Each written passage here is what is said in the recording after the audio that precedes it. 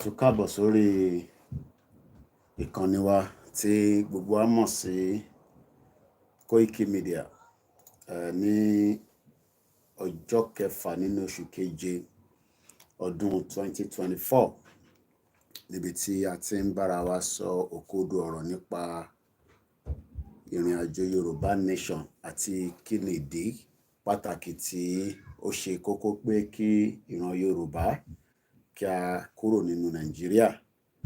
Bí ẹ ti ṣe ń wọlé ní méjì mẹ́ta, ẹ bá wa gbọ́wọ́lé share button kí a tún dára wa lẹ́kọ̀ọ́ díẹ̀, ká kọ́gbọ́n, ká béèrè kí ló ń ṣe wá àti pé kí ni ọ̀nà àbáyọ, torí pé ọ̀pọ̀lọpọ̀ náà ló ní àwọn ní ọ̀nà àbáyọ oríṣiríṣi.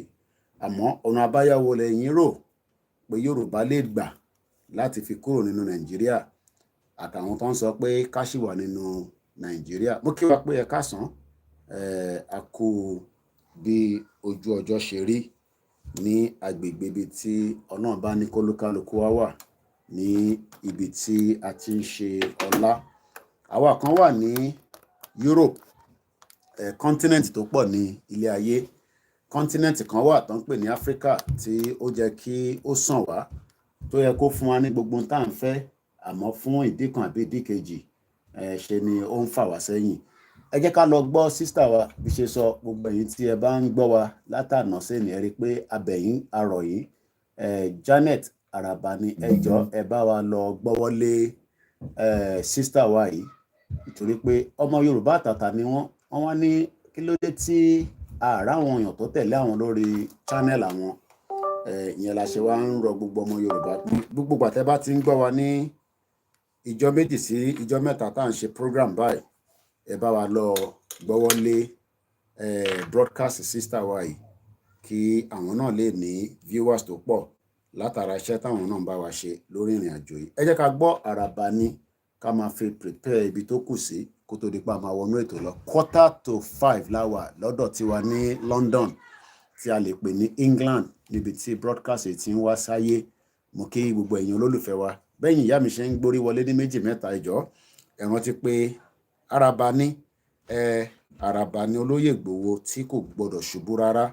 A gbọ́dọ̀ protect ẹ̀, a gbọ́dọ̀ fún ní gbogbo protection, torí pé tápítọ̀ bá ti kúrò nínú movie yẹn máa tètè tán ni o.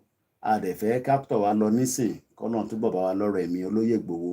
Bó ṣe wá ń lọ́rọ̀ ẹ̀mí olóyè Ìgbòho, kó bá wa lọ́rọ̀ ẹ̀mí bàbá wa Professor Adébánjí Akíntóyè àti Ọ̀túnba Adémọ́lá. A kú ìsinmi, a dẹ̀ kú ìpalẹ̀mọ́ Sunday, àmọ́ a ṣì wà ní Saturday. Ẹ bá gbóhùn sókè Sister Janet.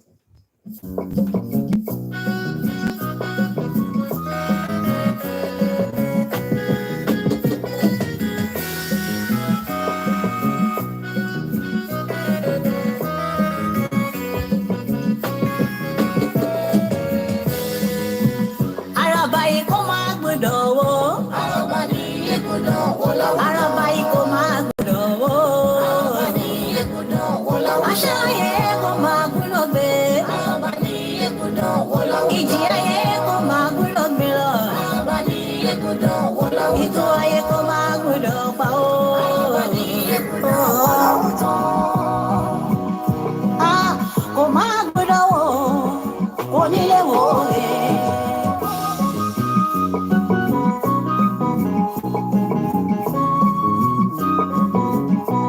Ọlọ́gbọ́n ayé o, ẹ súnmọ́ bí.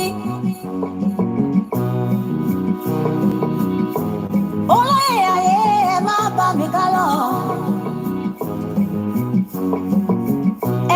Ọ̀pọ̀ ìgbéyàwó ọ̀rọ̀ ìlẹ́nu mi.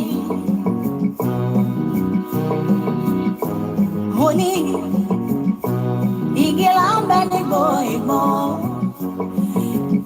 Ìgbò ìmà mi ò lọ. Araba yìí wá ń gbìyànjú kò dó máa kó wà lárẹ́rẹ́ lọ. Igi ńlá yìí wà lóhun tó máa fi ṣàràbà lóore. Onírinwó ní káràbà ìlọ́wọ́ láwùjọ igi. Onílé wò ó kò máa gbọ́dọ̀ wò. Araba ní ègbọ́dọ̀ wó láwùjọ. Ṣódà àbá òsà Fúlàní wọ̀nyí bó ṣe ń pa wá. Ṣó wá sùn ọkọ̀ máa dé ẹ mọ́ ṣe bẹ́ẹ̀ kó já wọn ní.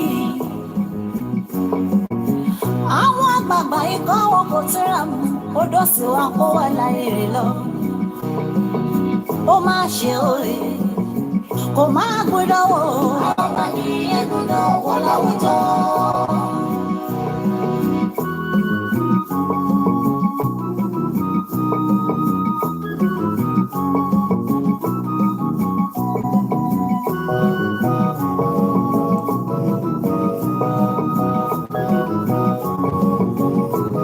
Èrò bá mi kọ́ máa dé mọ́. Èmi kí ọmọ yìnyọ ilẹ̀ akíkanjú ọ̀gbun ìrógún. Èrò bá mi kọ́ mọ́ wọn ní ìgbó ọmọ rẹ̀. Iná máa rógún màmá ti di pẹ̀lẹ́ ọmọ bàbá rógún màmá ṣojọ́. Sunday ẹyẹ tó máa ṣe bọ́ kí ẹ ò sí ní gbọ́mọ́. Òrìṣà tí ó ṣe bọ́kọ̀ màdé mọ́ ni ṣe bí yẹn ò ọmọ làgbẹ̀dẹ. Ẹ̀bà lè jẹ́ ẹ̀bọ̀nà jẹ́. Adéyẹmí ọmọ sọ́wọ́ kọ̀ọ̀kan láì dáa. Kìkì orí tó máa kọ́ ni wípé Yorùbá nation yìí ló going back again. Ẹ̀dá bí rẹ̀ ṣọ̀wọ́n òye kó máa gbọ́dọ̀ wò. Kó máa gbọ́dọ̀ wò onílé wò ẹ̀. Tẹ́ ẹ bá ti subscribe sí orí ibi tí orin ti ń jáde, mo bẹ̀ wá, mo rọ̀ wá ní, mo fètè lédùmarè bẹ̀ wá, ẹ bá wa lọ subscribe sórí channel sister wa yìí torí pé olúkálùkù wa Twitter space is coming up. I'm loading it right now. Ó máa jáde in the next few minutes. Mo bẹ̀ wá àṣàkọ ẹ bá wa lọ subscribe sí Janet Arabani lórí YouTube. Link yẹn a tún máa gbé jáde àti gbé jáde lánàá. Wọ́n ní kí wọ́n á dúpẹ́ lọ́wọ́ gbogbo ọmọ Yorùbá. Wọ́n ní Mr. Koiki ẹ bá mi kí gbogbo ọmọ Yorùbá pé àwọn rọ́wọ́ wọn àmọ́ àìtí jẹ́ kó tẹ̀ tí wọ 500 subscriber. Gbogbo ilẹ̀ máa lọ gbọ́ Yorùbá Wuyì. Gbogbo iná lẹ máa lọ gbọ́ gbogbo wa ẹ wá mo wá bẹ̀ wá mo rọ̀ wá ẹ jọ̀ọ́ ẹ bá lọ subscribe. Ẹ jẹ́ sàlẹ̀ ni.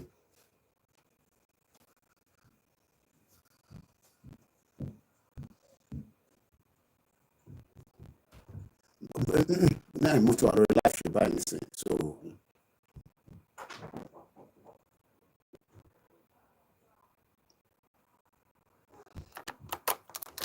ẹ má bínú jàre èèyàn wa. Ọmọ Yorùbá ẹ jẹ́ ká rórí. So bí ṣe sọ lẹ́jọ́ ẹ bá gbọ́wọ́lé share button kẹ́dẹ̀ lọ bá wa subscribe sórí Sister Janet. Wọ́n ní kí wọ́n dúpẹ́ lọ́wọ́ gbogbo ọmọ Yorùbá pé àwọn tí ń rọ́wọ́ yín bọ̀ kí ló dé tí kò lè wọ 1000 gbogbo bí tí gbogbo wa ti ń lọ́wọ́ program àti orí platform yìí ó jẹ́ kí wọ́n ti rí 1000 látànà. Ẹ̀yin tẹ́lẹ̀ máa ń bẹ̀ pé kẹ́ bá wa ṣe nǹkan ẹ bá wa ṣe kò ń ṣe pàwọ́ fẹ́ rówó lórí ẹ̀. That is the only way we can all in táwọn fi bá wa ṣe Yorùbá nation nìyẹn. Ilé táwọn ń ṣe ọ̀tọ̀ gbogbo wa la ní every right gbogbo wa la ní responsibility.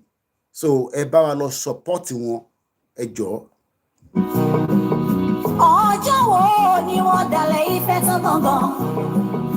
Àwọn kan sáré kó lè dára. Èrè bó bàjẹ́ kókò mí làwọn kan sá. Ṣó dára kí dá aṣọ ìwà lọ́kùn? Yorùbá ìrònú kẹ́lọ́ fi mọ̀ ṣọ̀kan. Ọ̀tá ló pọ̀ tán ìwà ká. Kó máa gbọ́dọ̀ wò. Àràbà ní ẹ̀gbọ́dọ̀ wò láwùjọ.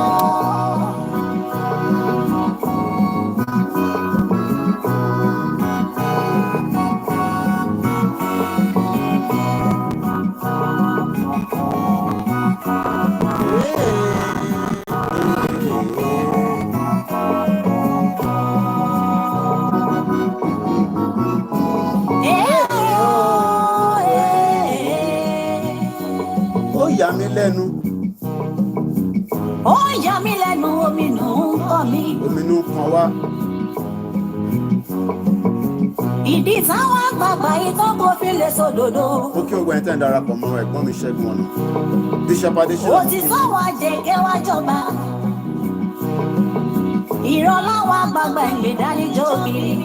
ẹ bá wa lọ subscribe sórí channel wa. Ó máa ṣe òye, ó máa gbúdọ̀ ọmọ ní ìgbúdọ̀ wọn láwùjọ. Mo kí Mr. Yinka Ogundele, ẹ káàbọ̀ sórí ìkànnì wa. We are live on all the channels. Ọba mẹ́wàá ìgbà mẹ́wàá yóò máa lòlẹ̀ ayé gbọ́. Bẹ́ẹ̀ni. Lọ́ba lọ́ba lóye lóye Yorùbá. Mo bẹ̀ yín ẹ ṣayé yìí. Kò bàjẹ́ láyé Olúgbọ́, kò má bàjẹ́ láyé Àrẹ̀sà o. Mo kí ẹ Ó má torí tí yín bàjẹ́ òwe. Àgbẹ̀lọ́ba. Abẹ́ òrí.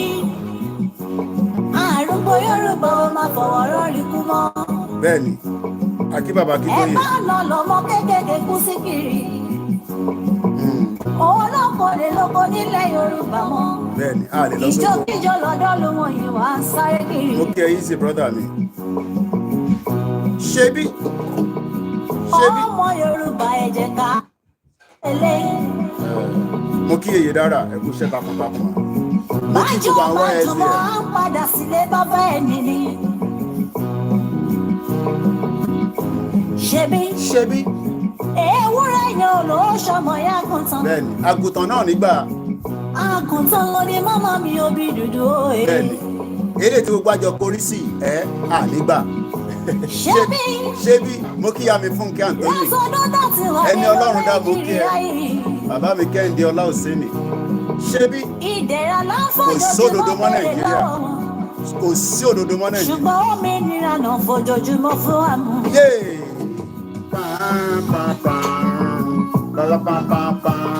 Prophet mo kí yín Ilékun Ayọ̀ a máa tẹ̀ síbẹ̀ Fátókì ẹ̀gbọ́n mi mo kí ogun Lagos Island ẹ jẹ́ kó máa ní Yorùbá nation ní bọ́ọ̀sì Labour Party wọ́n dúró fún conservative wọ́n lé wọn wọ̀gbẹ́ ó ṣe àsìkò tí tó ilé tó lọ òmìnira àtàfẹ́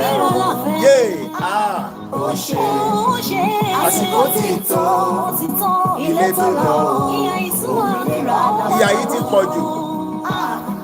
Àwa ní 414 subscriber orin tó dùn báyìí ṣe rí pé kò dáa rárá tá ló ti subscribe kátẹ̀ tó wọnú ètò tá ló ẹni tó táàbà rí 500 àṣètò kankan níbí báyìí níta máa sọ lẹ́ni nìyẹn 500 ẹ bá mi wá 500 subscriber gbogbo ẹ̀yin tẹ́ ti wọlé pátá tẹ́ ẹ bá lọ subscribe lọ sẹ́ni wẹ̀ nọ́mbà yẹn gbọ́dọ̀ rìn ju bó ṣe lọ a máa ṣe fàájì lọ báyìí tó bá yá tá a bá ti rí 500 àtẹ̀síwájú ẹ jẹ́ lọ gbọ́ náà àti gbélé lẹ́ǹkan 500 subscriber a máa pín link yẹn síta ẹni tó bá ti gbọ́wọ́lé link yẹn lọ anywhere kò sí program kankan tó bá dẹ̀ ṣetán máa pa laptop mi ògùn sí nǹkan tẹ́ máa ṣe fún wa ẹ sọ pé à ń ṣakọ bẹ́ẹ̀ ni èèyàn lè kọrin báyìí fún wa láti 3 years ago kó wà ní àwọn tó fi tó mo ń bọ̀ ẹ kí n lo máa fi lo veto power mi àwọn apolóye mi sí mo tẹ́ ti gbàgbé látẹ̀ǹkan mo ní máa pè wọ́n lánàá Ọlọ́run jẹ́ kó lè gbé kọ́ gbogbo YouTube channel wọn ló wà ní 15,000 subscriber tó ń gba revenue lórí ẹ̀ àwa wà ń bíbá yìí nísìn èèyàn kan ṣe Yorùbá Nation Music fún wa kò ní 1,000 subscriber irú kí nìyẹn kẹ̀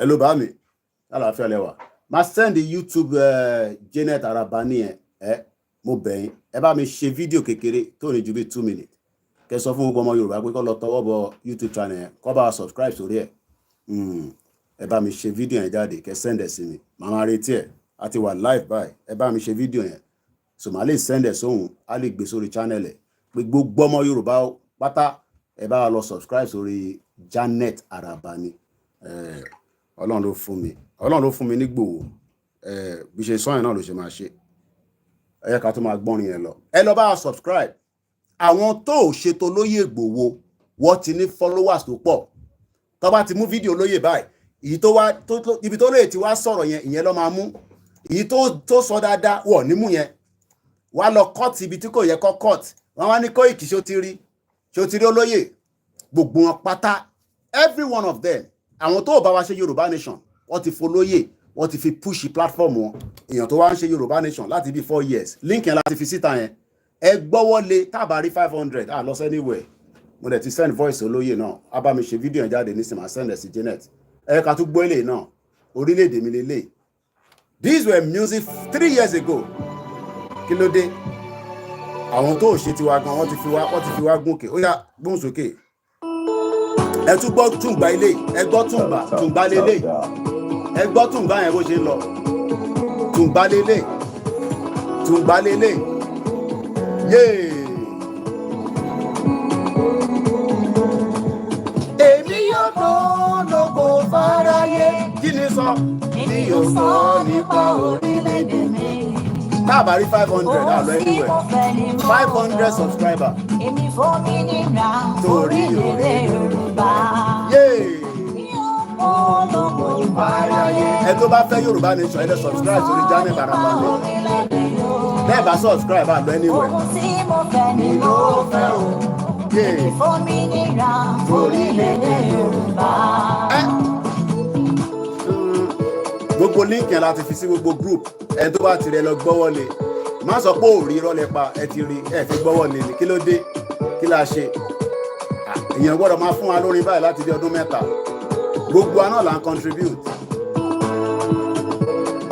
ẹ tó bá rí link ẹ lọ sórí Facebook ló wà mẹ́ ẹ jáde lórí program kẹ lọ sórí Facebook ẹ rí bẹ́ẹ̀ ẹ gbọ́dọ̀ sọ pé rí link rọ́lẹ̀ pa ẹ fi subscribe lẹ́sẹ̀ sọ pé rí link ẹ bá fẹ́ rí link yẹn ẹ rí. Lásòdì ọ̀run. Ọmọ aládé ni wá. Adé orí òkè kì í ṣe. Mo kíyà mi, àwọn oníyì grandma.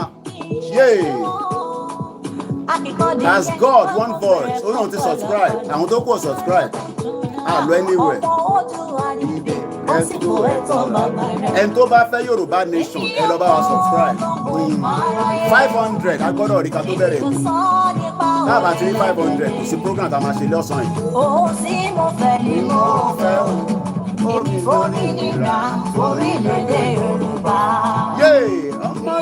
Olóko fáráyé. Èmi yóò sọ nípa orílẹ̀-èdè Yorùbá. We need 500 followers. Ohun tí mo fẹ́ ni mo fẹ́. Ẹ gbọ́dọ̀ sọ pé ẹni tó bá rí link ẹ lọ sórí Facebook ẹ rí bẹ́ẹ̀. Orílẹ̀-èdè Yorùbá. Olùtọ́wọ́rọ́ pé lọ́lọ́run yóò. Orin 3 ló ṣe fún wa ní 4 years ago pé ká máa fi ṣe Yorùbá nation lọ. Bàbá fẹ́ wá òun yọ̀wá. Link láti fi sí gbogbo ta ẹ gbọ́wọ́lé. Link yẹn ń bọ̀ lórí Facebook. Link yẹn láti fi síta yẹn. Ẹ gbọ́wọ́lé link yẹn ẹ lọ fọ́lọ̀ ẹ̀.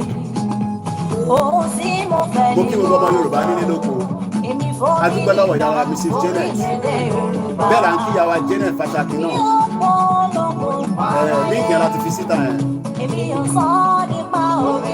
Gbogbo ẹni tó bá náà fẹ́ràn Yorùbá nation ẹ lọ fọ́lọ̀ sísítà wa. After tá a bá ti rí 500 a máa tẹ̀síwájú. Tá a bá rí 500 àbẹ̀ anywhere.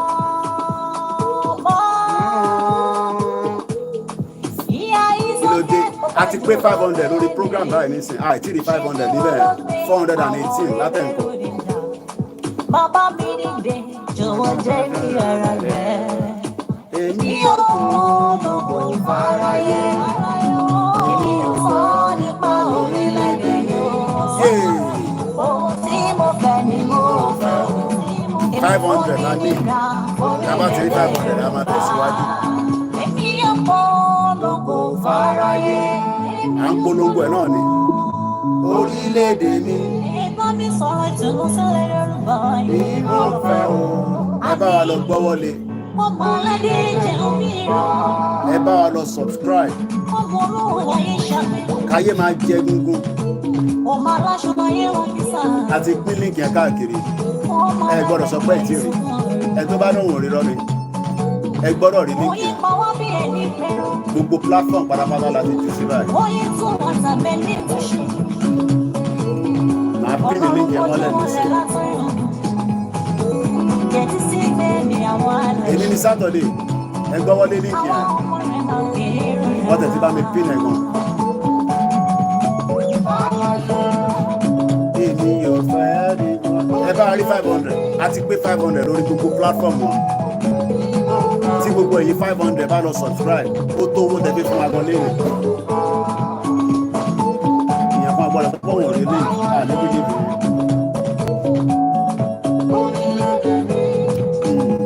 ẹ bá wa lọ gbọ́wọ́ lè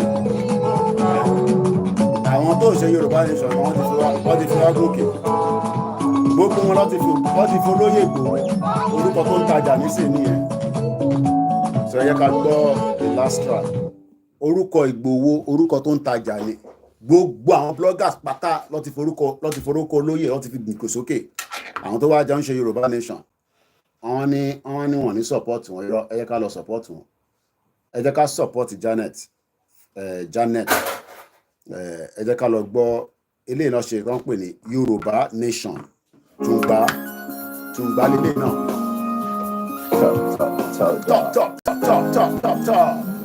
Ọmọ Yorùbá kí la fẹ́ o.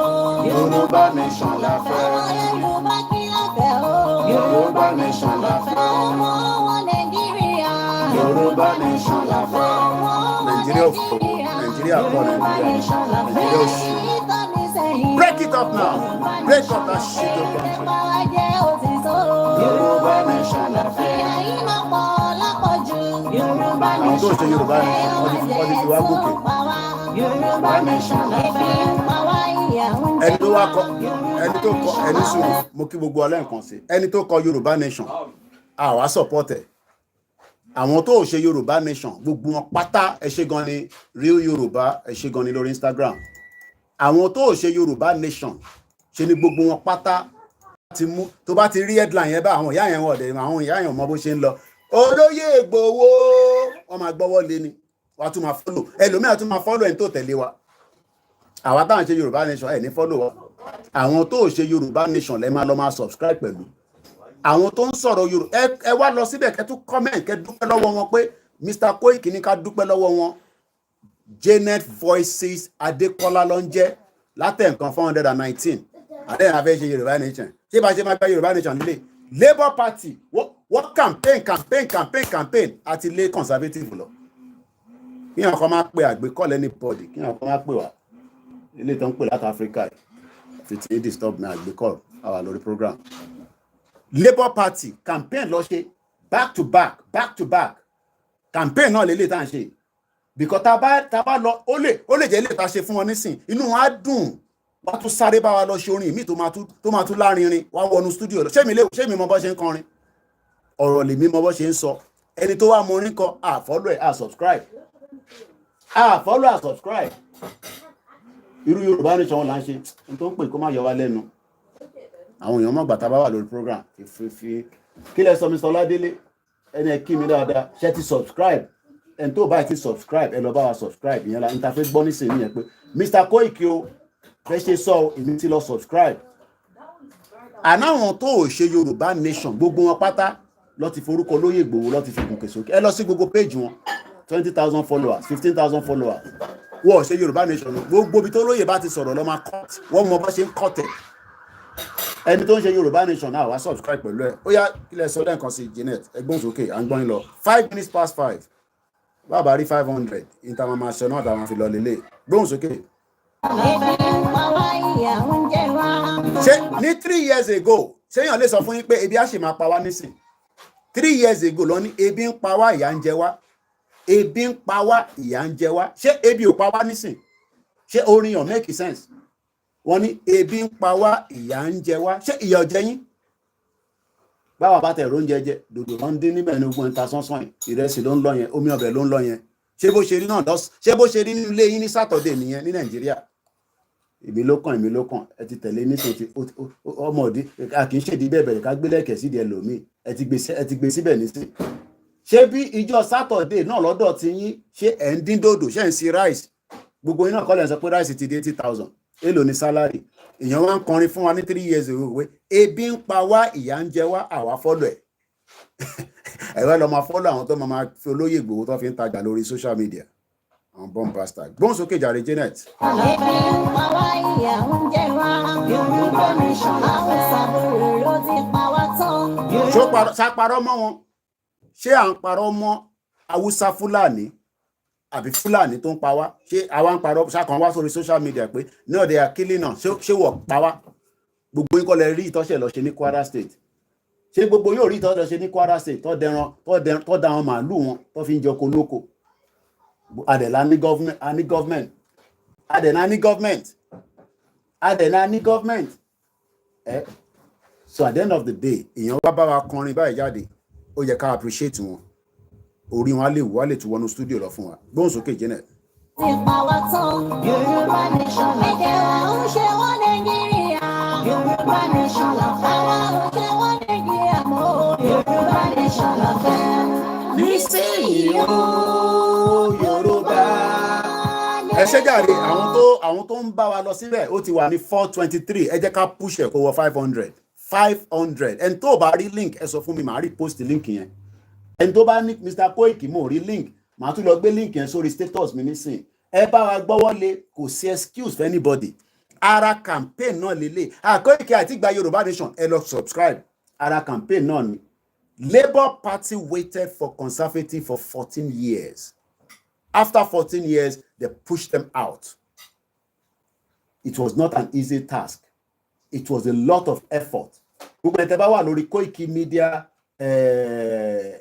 page wa ẹ̀yẹn WhatsApp page wa ta fi ń communicate àti jù síbẹ̀ kò sẹ́ni kankan tó máa sọ pé Koiki intense sọ yìí mo ti rí irọ́ ni I won't believe that mo ti gbé sórí status mi á jẹ́ pé ẹ fẹ́ really follow wa nìyẹn.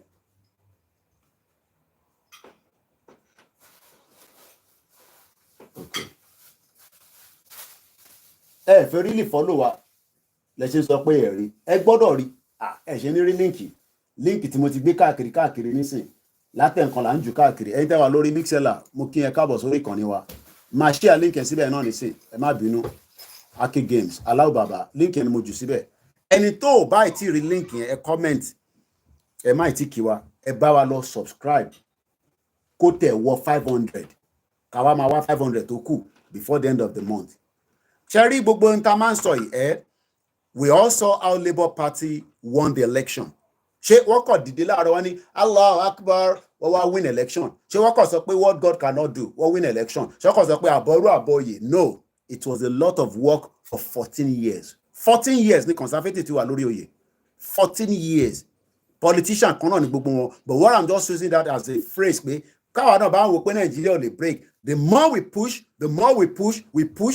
bá ṣe ń sun díẹ̀díẹ̀ à ń sun wọn àwa náà àwọn ń sun wọn wọ́n sun wọn padà ẹgbọ́n táwọn gọ́fúnà jáde we are not interested in Yorùbá nation mo fẹ́ ṣe pé lẹ́nìí mo fẹ́ wà very clean nírọ̀lẹ́ yìí but ẹ ṣe gan Aki Games wọn náà tún ẹni tó ò bá ti bí ẹ ṣe wọlé ẹ̀gbọ́n tá à ń sọ orin tá à ń play 3 years ago lọ́ fi dá wa lọ́lá fún gbogbo ọmọ Yorùbá ìtọ́ sọ ní 3 years ago kódà ó ṣẹ̀ wá bẹ̀rẹ̀ gangan nísìnyí. So what we are saying is we want everybody to go and subscribe. If you have not subscribed, go and subscribe. That's what we want to know. Fẹ́ máì tí kí wa ẹ kọ́kọ́ lọ bá wa subscribe. Tẹ́ bá ti wá subscribe, then àwa bẹ̀rẹ̀ program. 500 followers on that particular page. Àwọn náà ti ní kí wọ́n ti send voices sí ni pé Mr. Koiki àwọn ti rọ́wọ́ yín o mo ní àìtí ṣe nǹkankan. Ẹ ti dé 500 subscriber. Àná àwọn tó ṣe Yorùbá nation wọ́n ti fi wá gùnkè.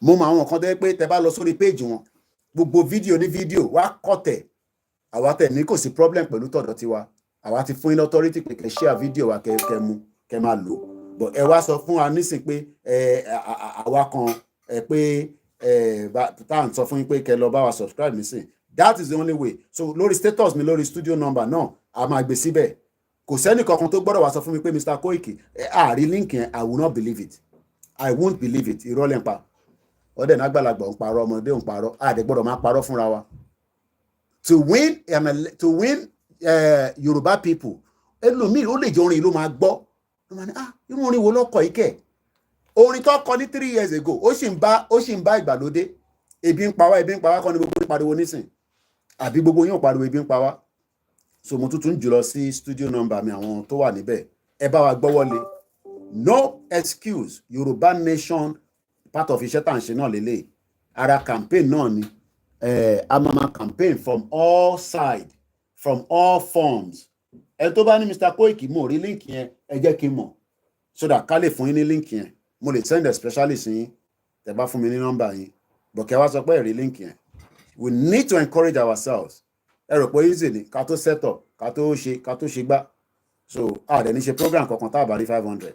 So tá a bá rí 500 a ṣe program tá a bá rí 500 program ò necessary nìyẹn. Tó bá di jọ́ mi àtún padà jáde mo tún lè jáde nírọ̀lẹ́. But for now mo ti rí 500 lórí channel yẹn. All I'm saying is still less than 450. Kò tí wọ 500 and tí bá ní ká calculate gbogbo àwọn èèyàn tó ti wọnú show nísìn àti ju 500 lọ. So kí ló wá dé? Ẹ má wọra àwọn dúpọ̀ ní tìrì àwọn yẹn ò ní àwọn yẹn wọn ò ní subscribe olórí burúkú ni wọn àwọn ìjìnlẹ̀ Marcus wálé àlè àwọn tó kòkòrò àwọn ò ní subscribe àwọn ti gba country ẹ̀ràn polóṣì ni wọn náà ti gba country àwọn èèyàn so àwọn dúpọ̀ ní tìrì version àwọn ò ní subscribe olórí burúkú ni wọn olórí burúkú làwọn yẹn a lè fún wọn lépè kòkòrò rìn lórí wọn but ẹ̀yin tẹ follow bàbá Kítóyè tó jẹ́ pé Ìgbòho lẹ́ ń tẹ̀lé o gbọ́dọ̀ má Ìgbòho fúnra rẹ̀ gan bàbá mi mo ti send message sí ó yẹ kí n ti ṣe látàárọ̀ ìyá mi fún Kenya Anthony wọn náà ti subscribe ẹ̀yin tẹ́ ti subscribe already ẹ má tún lọ síbẹ̀ kẹ́ tún lọ unsubscribe o 425 subscriber ẹ jẹ́ ká máa gbọ́ orin yẹn lọ mo dúpẹ́ lọ́wọ́ gbogbo yín kò ní bàjẹ́ fún yín ṣe gan ni àníjọra wa lójú. Yorùbá nation la fẹ́.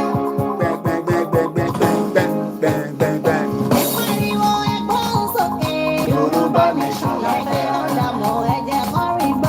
Yorùbá nation la fẹ́. Yorùbá nation la fẹ́. Yorùbá nation la fẹ́. Yorùbá nation la fẹ́. A ti wà ní 428. I keep pushing. Ṣé wọ́n Nàìjíríà òfò? Ẹ wo orin yẹn. Ṣé kò bá ti gbàlódé mu? Àwọ̀ ò ṣe wọ́n Nàìjíríà mọ́. Who is one Nigeria? Ta ló sì fẹ́ Nàìjíríà? If you want one Nigeria, put it in the comment section. So, fẹ́ one Nigeria. Bá wa lọ subscribe now. Bàbá mi Timothy Testimony Ògúntọ́nà wọ́n náà ti subscribe. Ẹ̀yin tẹ́ bá ti subscribe ẹ má tún lọ yọra yín o. Ẹ ṣáà fi sílẹ̀ ń bẹ̀. Àwa dúpẹ́ lọ́wọ́ gbogbo yín lẹ́ẹ̀kan sí. Tá bá ti gbọ́ ilé tán play anthem wa, àwa tẹ̀síwájú. Thank you so much everybody. Dennis Otto ó ti subscribe. Thank you so much. Ẹni Ọlọ́run dá Abdul Rafiu ṣe ti subscribe. Yorùbá nation is the only solution ẹ ṣe gan ni. Gbogbo yín ni mò ń wo screen mi níwájú lórí TV mi 60 inch ni ó tóbi bàjẹ́. Ìyá mi Ọmọtọ̀ṣọ́ Ọláhùnmí wọ́n ní I have subscribed since 2 years ago. Ṣẹ́rí jẹ́ gbọ́ àwọn tó follow ẹ̀ dáadáa nìyẹn. Because tá bá fún lórí ta jẹ́ kínú ẹ̀ dùn á lọ wọnú studio wá tó bá wa ṣe mí jáde. Wá tó bá wa ṣe orin mí jáde. Ẹ ṣé gan ni Mr. Yusuf Fadiran Túndé wọ́n ní Mr. Koiki Ọláyẹmí kọ́ ni mò ń jẹ́ o ẹ má gbórúkọ ẹ mọ̀ orúkọ Yorùbá dẹ̀ ó ní mí nínú èmi ò ń ṣe Ọláyẹmí o Ọláyọmí ni o ẹ spell Koiki yẹn dáadáa ẹni welcome. But the truth is that very few Yoruba have access to Yoruba nation agitation. I won't want to accept that.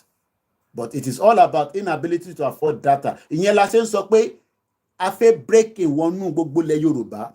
But it has to be a lot of work without the social media. A gbọ́dọ̀ máa pín flyer, a gbọ́dọ̀ máa pín leaflet. Nígbà election ní Labour Party. Ẹ jẹ́ má bínú. Hello? All right. Let's go downstairs. Your mom is here. I'm ma play orin yín lọ. Mo máa dé. Láti bó síbo ta ló ń pè wá. Ó mọ̀ pé wọ́n wà lórí program ta ló tún pè báyìí nísìnyí. Ta ló ń pè wá yìí.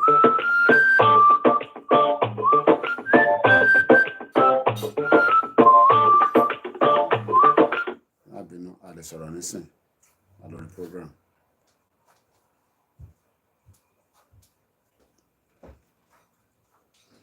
Ẹja lọ sàlẹ̀ o. So a máa play orin so at least a fún wa ní orin 9 minutes ni ẹ má bínú mo ní láti lọ sáré lọ sàlẹ̀ nísìn. So mo kí gbogbo alẹ́ nǹkan sí we are moving forward on it every day la move forward. Kíyàn kankan má sọ pé àwọn ọ̀gbọ́n kankan mọ́ ẹni tó bá níwọ̀n ọ̀gbọ́n kankan mọ́ irọ́ ni. So 9 minutes lórin yìí kí n tó lọ kí n tó padà àdé mo kí bàbá mi Yusuf. So yes, there's a lot of work to be done in terms of àwọn tó wà nílé. But all that will happen very soon. Ẹ jẹ́ ká máa gbọ́rin lọ mò ń bọ̀.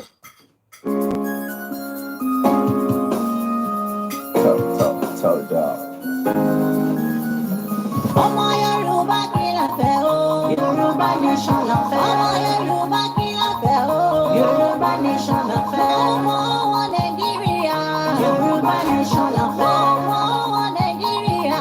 Yorùbá nation of ẹ̀kí tó ní sẹ́yìn o. Yorùbá nation of ìtẹ̀pá jẹ́ òfin so. Yorùbá nation of ìyá yìí máa pọ̀ lápọ̀jù. Yorùbá nation of ẹ̀wọ̀n àjẹ́ tó pa wá. Yorùbá nation of ebi ń pa wá ìyà ń jẹ wá. Yorùbá nation of àwọn sàbòrò ló ti pa wá tán. Yorùbá nation of ẹ̀jẹ̀ wa ń ṣe wọ́n Nàìjíríà. Yorùbá nation of àwa ń ṣe wọ́n Nàìjíríà mọ́. Yorùbá nation of nísìnyí o. Yorùbá nation la fẹ́.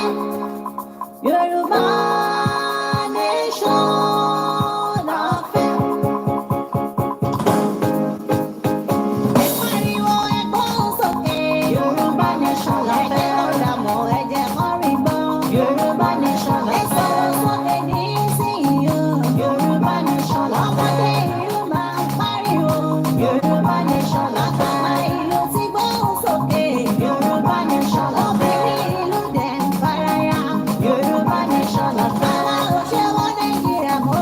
Yorùbá nation la fẹ́. Èyí tí àjẹ́ wa ó ti tó. Yorùbá nation la fẹ́. Òṣì yìí máa pọ̀ lápọ̀jù. Yorùbá nation la fẹ́. Ẹ̀wọ̀n àjẹ́ tó ń pa wá. Yorùbá nation la fẹ́. Ebi ń pa wá, ìyà ń jẹ wá. Yorùbá nation la fẹ́. Àwọn sàbòrò ló ti pa wá tán. Yorùbá nation la fẹ́. Ọmọ wọn Nàìjíríà. Yorùbá nation la fẹ́. Lórí títí ló sọ́rẹ́ndà. Yorùbá nation la fẹ́. Ìlànà ọmọ Oòduà ń pariwo. No more wọn Nàìjíríà. Yorùbá World Congress ń faraya. Break it on the sẹ́yìn o. Yorùbá World Voice dẹ̀ ń pariwo. Yorùbá nation ní ìsinyìí o. Àgbẹ̀kọ̀yà máa ń faraya. Àwa ò ṣe wọ́n Nàìjíríà mọ́ o. OPC figi láńpẹ́. Ẹgbẹ́ Yorùbá lápapọ̀. Gbogbo wọn ti gbóhùn sókè. Yorùbá nation ní ìsinyìí o. Akíntóyè bàbá pariwo. Good night to Nigeria. Yeye Òṣàtọ́lá pariwo. Bye bye to Nigeria. Bàbá rọ́pò ẹ̀kí gbogbo. Bàbá kọ́kọ́ ti gbóhùn sókè. Bye bye to Nigeria. Bẹ́rẹ̀ top show ń faraya. Àwa ò ṣe wọ́n Nàìjíríà mọ́ o. AYCTC ń pariwo. Yorùbá nation ní sẹ́yìn o. Ọláyọmí Koikimedia. Àwọn kọ́kọ́ ti gbóhùn sókè. Good night to Nigeria. Bàbá Èkìtì ń polongo. Yorùbá nation ní sẹ́yìn o. Mayegun general ń faraya. No more wọn Nàìjíríà. Ọmọọba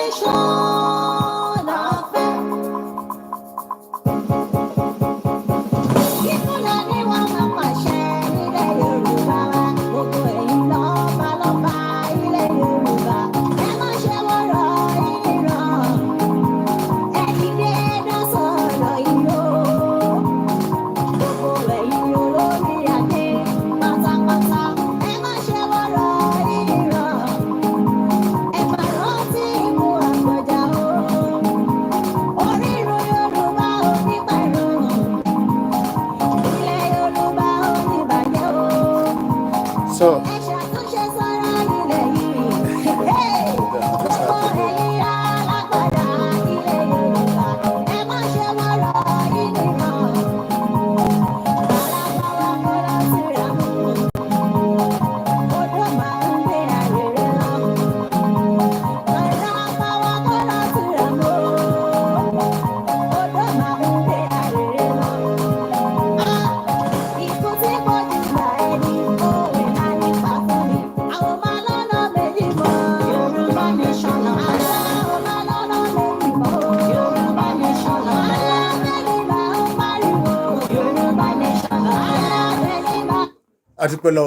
so now let's play the anthem and roll into the program.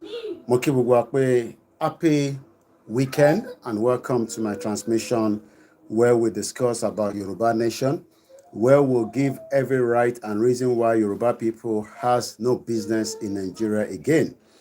The question that came from our brother, our father, Babawa Fadiran Sokwe, Mr. Koiki, what more can be done in terms of bringing this Yoruba Nation to many Yoruba people across 191 local governments in Yoruba land? What more can be added to what we've done already, and what more can be done to adjust? Yoruba Nation no going back.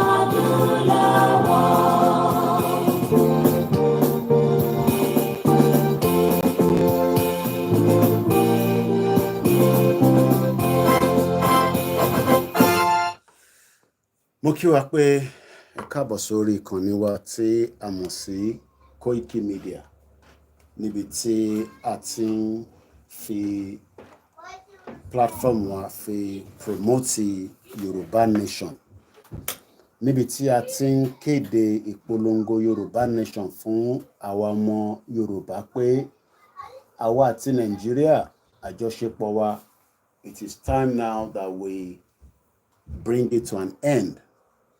But the argument is that many Yoruba people believe that one day Yoruba will still be better off in Nigeria. I don't know what your own stake or what your own thinkings are. Ṣé bẹ́ẹ̀ náà ni lẹ́yìn náà ṣe ń rò pé we appreciate those of you that did follow and subscribe, in as much as we didn't get the 500, but it's okay. I'm sure that many people will probably subscribe to Janet Voices Adekola. But let's come back into the program itself now. As we all know, the Yoruba people, Mokia brother me, TSG Nigeria, Femi Aratokunle, one of the security consultants here in UK, and also done so much in Nigeria, training the security and the police. But because Nigeria is a corrupt country, well, like Amotoba Gnu Utitowa, Tobatile Darapomo. Ọ̀pọ̀lọpọ̀ ní àsìkò gan tẹ́ tí tó láti, that's okay, Mr. Fadiran Eshegoni.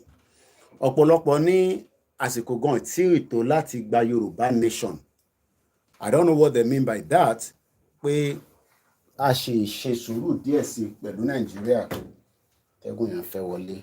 Àtàná báyìí òjò àlàáfíà ló rọ̀, òjò tó gbé gbogbo ìdààmú conservative lọ for 14 years látànà láti ń rí òjò nílùú yìí. Mo kí brother mi Ṣẹ́gun honorable. Mo kí gbogbo àwọn medias wa tó ń ṣiṣẹ́ tó lókàlùkù tá à ń fi platform wa. Mo ti rí ọ̀gbẹ́ni Bobby ó ti ṣe program láàárọ̀ yìí.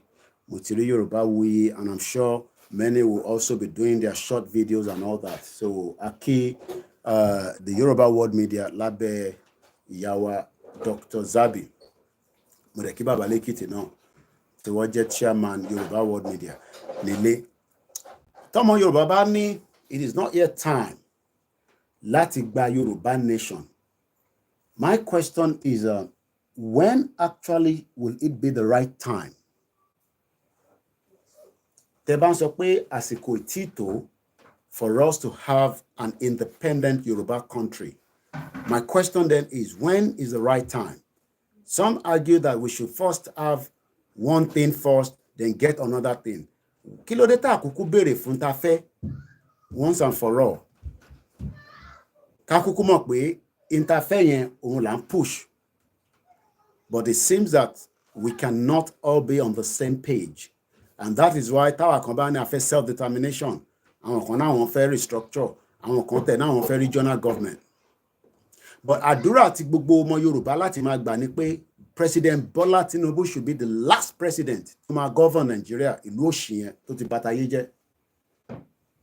President Bola Ahmed Tinubu ọmọlódù ọdẹ tọ́lọ̀ máa fún lálàáfíà torí ikú kan nípa torí tó bá ti kú tẹ́ ń sọ pé kó kú tó bá ti lè kú páì Shettima gbàjọba nìyẹn straight away bó ṣe máa work nìyẹn according to the fraudulent constitution. So better ká nọ́ọ̀kì Tinubu ká nọ́ọ̀kì dáadáa.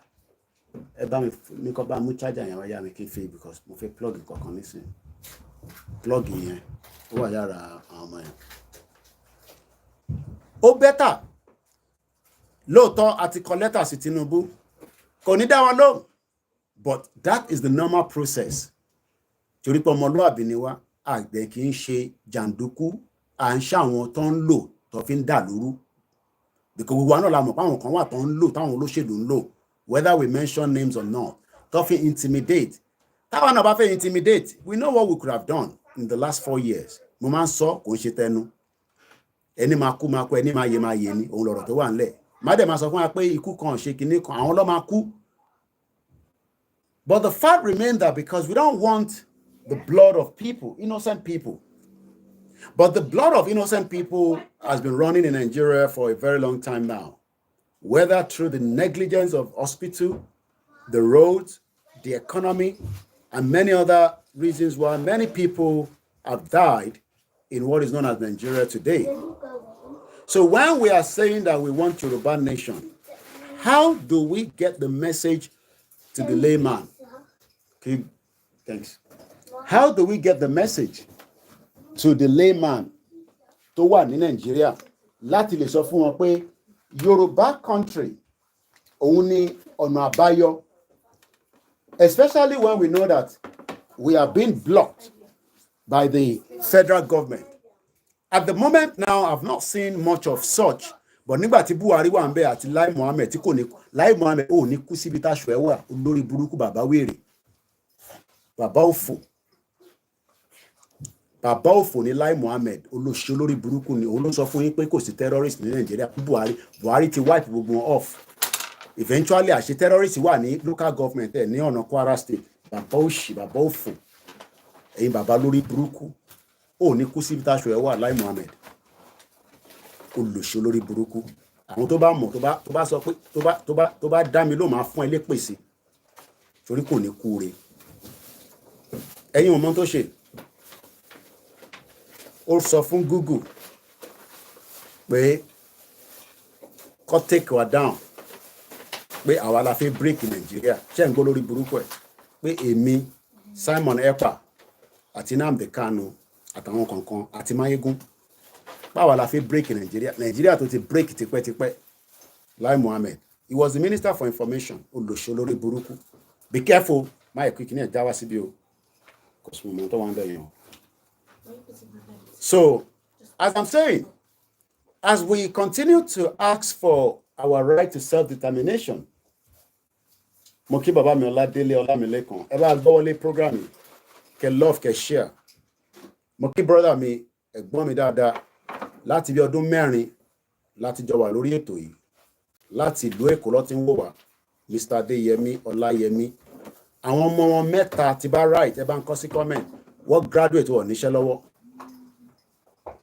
3 of his children, as Bishop máa ń sọ̀rọ̀ báyìí nísìn, graduate ni wọ́n wọ̀ níṣẹ́ lọ́wọ́. Ṣé Nàìjíríà tẹ̀ ń provide iṣẹ́ for anybody? Àwọn tó wá fẹ́ lọ kọ́ṣẹ́ wọ́n jẹ́ kó ríṣẹ́ ṣe. It's a failed country.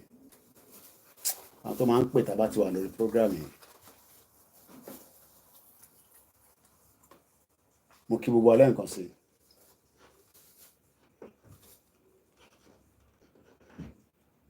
Mo kí ọmọdé, mo kí àgbàlagbà. Mo kí akéde lórí Twitter space. Mo kí ẹ̀ńtẹ́ ti darapọ̀ mọ́ wa, Aláwọ̀ Bàbá Oṣégani and the rest of you. So many people argue that Yoruba cannot break out of Nigeria.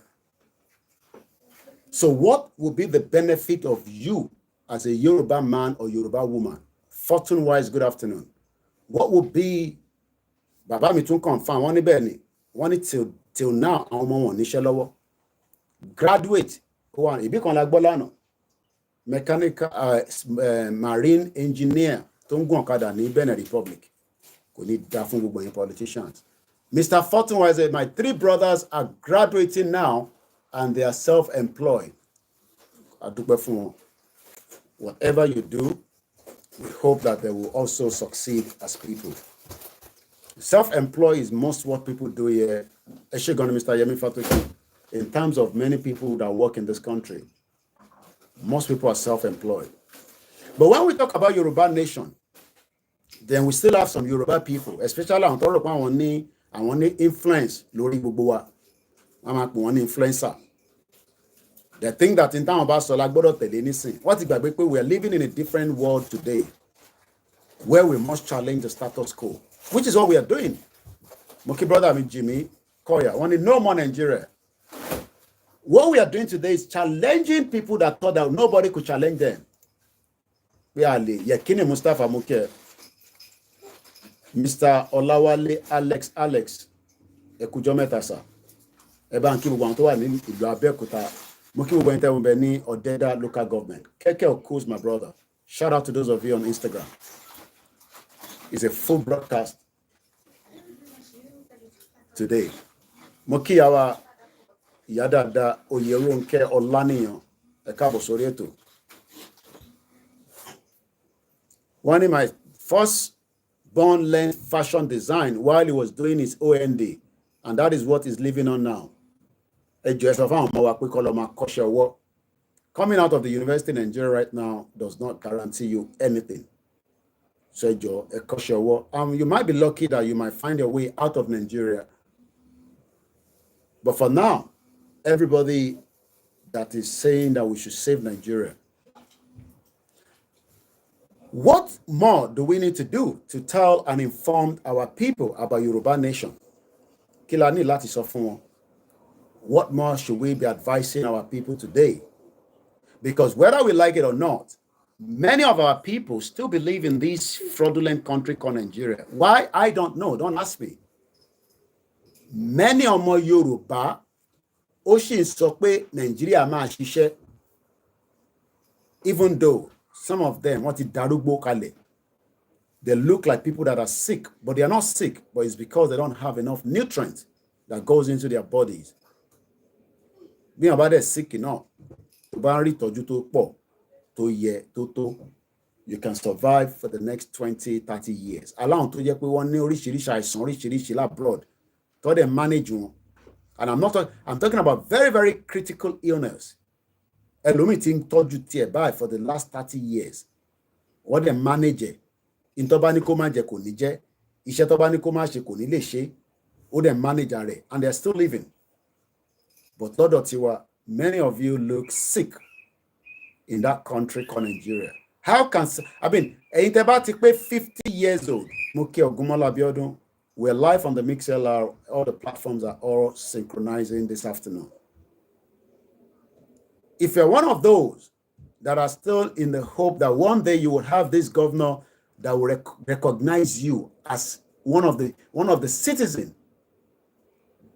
Mr. Koiki, can you put the link on the Koikimedia news platform? I would like to share it to my contact. Àti share already. Ṣé ti Janet Lenso àbí program tá ń ṣe lọ́wọ́lọ́wọ́ nísìn méjèèjì ti wà lórí Koikimedia news platform. Ẹ bá lọ síbẹ̀ mọ́. Ẹ ṣé gan ni ìyàwó Fúnkẹ́ Anthony. Anthony má wọlé o. Mo rántí àdúgbò yẹn. We have every right to demand what we are doing right now. But also we would have people that disagree. Àwọn kan ní ọ̀nà tá à ń gbà kò àwọn like ọ̀nà wo là ń gbà ṣe àkóbọ̀n síta ni. These are what they call intellectual discussion. Mo kẹ́ ẹ̀gbọ́n mi triple DRS Ayuba ní gbogbo Woolwich. Mo kẹ́ ìtẹ́wà lórí Instagram. The same time lájọ wà ní Nigeria. It is exactly 20 minutes to 6 p.m. Àwa máa ní 17:40. That is 24 hours clock. Mr. Duro Ted ẹ ṣé gan ni sir. Mo kí gbogbo ẹ̀yin tẹ́ jù mí lọ. Mo dẹ̀ kí àwa tí àwa náà jù lọ.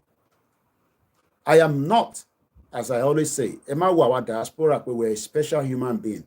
We were just lucky to have left Nigeria and live in a society where our rights are being respected and we can also have what it takes to survive.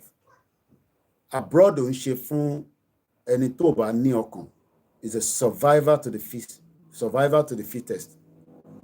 Ìlú tí ó máa retrain ẹ tó máa kọ́ ẹ lọ́gbọ́n òun ló ń pè labroad. Africans, we have our own ways of life kó tó di pé òyìnbó dàrú mọ́ wa lọ́wọ́.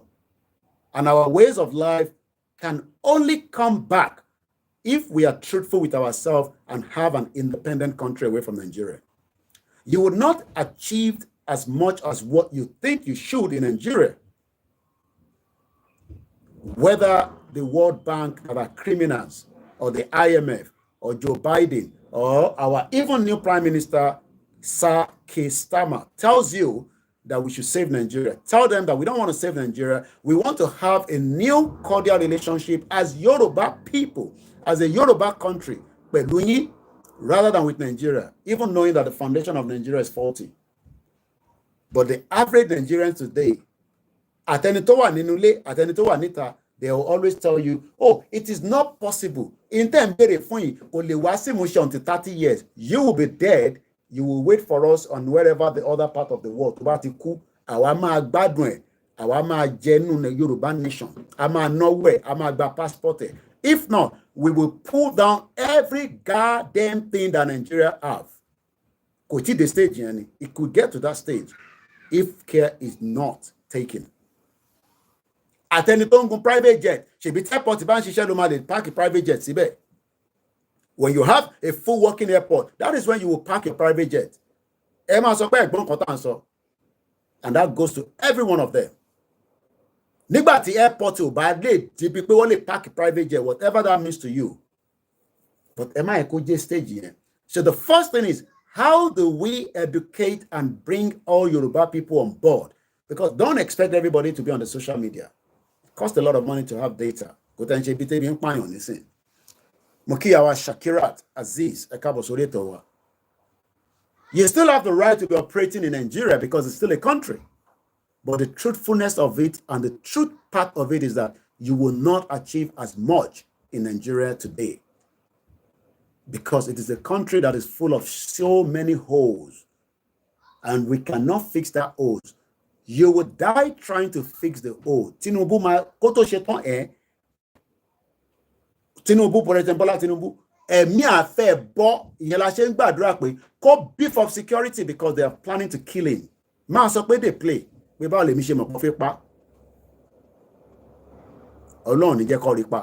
they are trying. They are trying to bring chaos. Even though chaos because Tinubu brought Buhari, the Fulani terrorist. Terrorist Buhari Tinubu logbewa.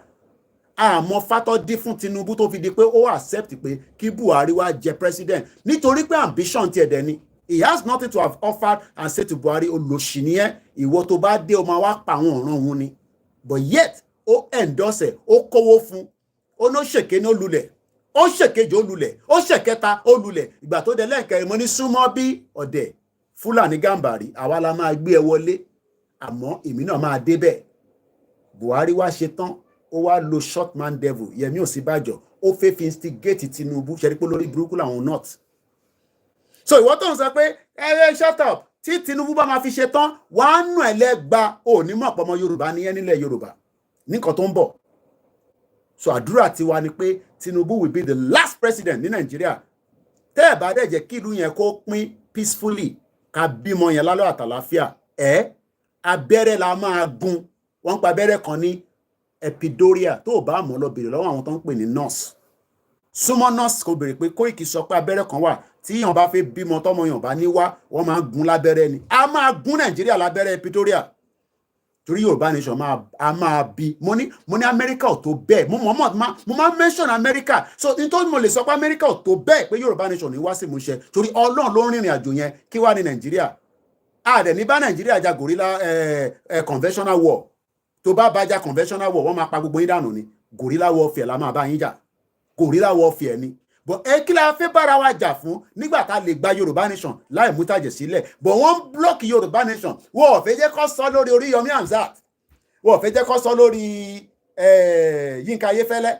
Ó jẹ́ kó máa wá fún wa ní debate níbẹ̀ pé ṣàfẹ́ Yorùbá nation àfẹ́ Yorùbá nation. NBC ó sọ pé no wọ́n ní aláwẹ̀ ó kù díẹ̀. Bẹ́ẹ̀ ni ẹ̀gbọ́n mi Fab wọ́n ní selfish interest òun ló jẹ́ kí Tinubu tààrẹ tó mọ̀ nìkan mo kíyà mi lẹ́ǹkan sí Oyèrónkẹ́ kò ní bàjẹ́ fún gbogbo yín girama. Bẹ́ẹ̀ ni ìyá mi abẹ́rẹ́ tipátipá la máa gún. Tó bá fẹ́ bímọ tó bá dé stage wàá sọ fún dókítà yẹn pé kó gún ẹ lábẹ́rẹ́ yẹn kó ọmọ lè jáde tọ́mọ bá mú ẹ tó dẹ̀ fẹ́ kú. Ṣèwọ́ tó ń sọ pé dey play bó ṣe máa rí abẹ́rẹ́ la máa padà gún Nàìjíríà. A máa gún lábẹ́rẹ́ epidural tọ́mọ yẹn máa jáde torí Yorùbá nation will be born. Má dẹ̀ sọ fún mi pé ní 30 years ago àbí 30 years from now ló máa bọ́ sí ìwọ máa kú wà lọ dúró dè wà dọ́run tó èmi ò dọ́run rí àwa máa gbádùn ẹ̀. Torí àwọn bàbá wo lọ́wọ́ wọ́n bá British fa wàhálà wọ́n ṣe níwọ̀nba tó lè ṣe bọ̀ wọ́n jà náà wọ́n ò sọ fún wa pé wọ́n jà bọ̀ wọ́n jà. Ọlákúnlé mo kí ẹ. Any child is born with natural àbí nature àbí kí ló fẹ́ kọ bá ń rephrase it.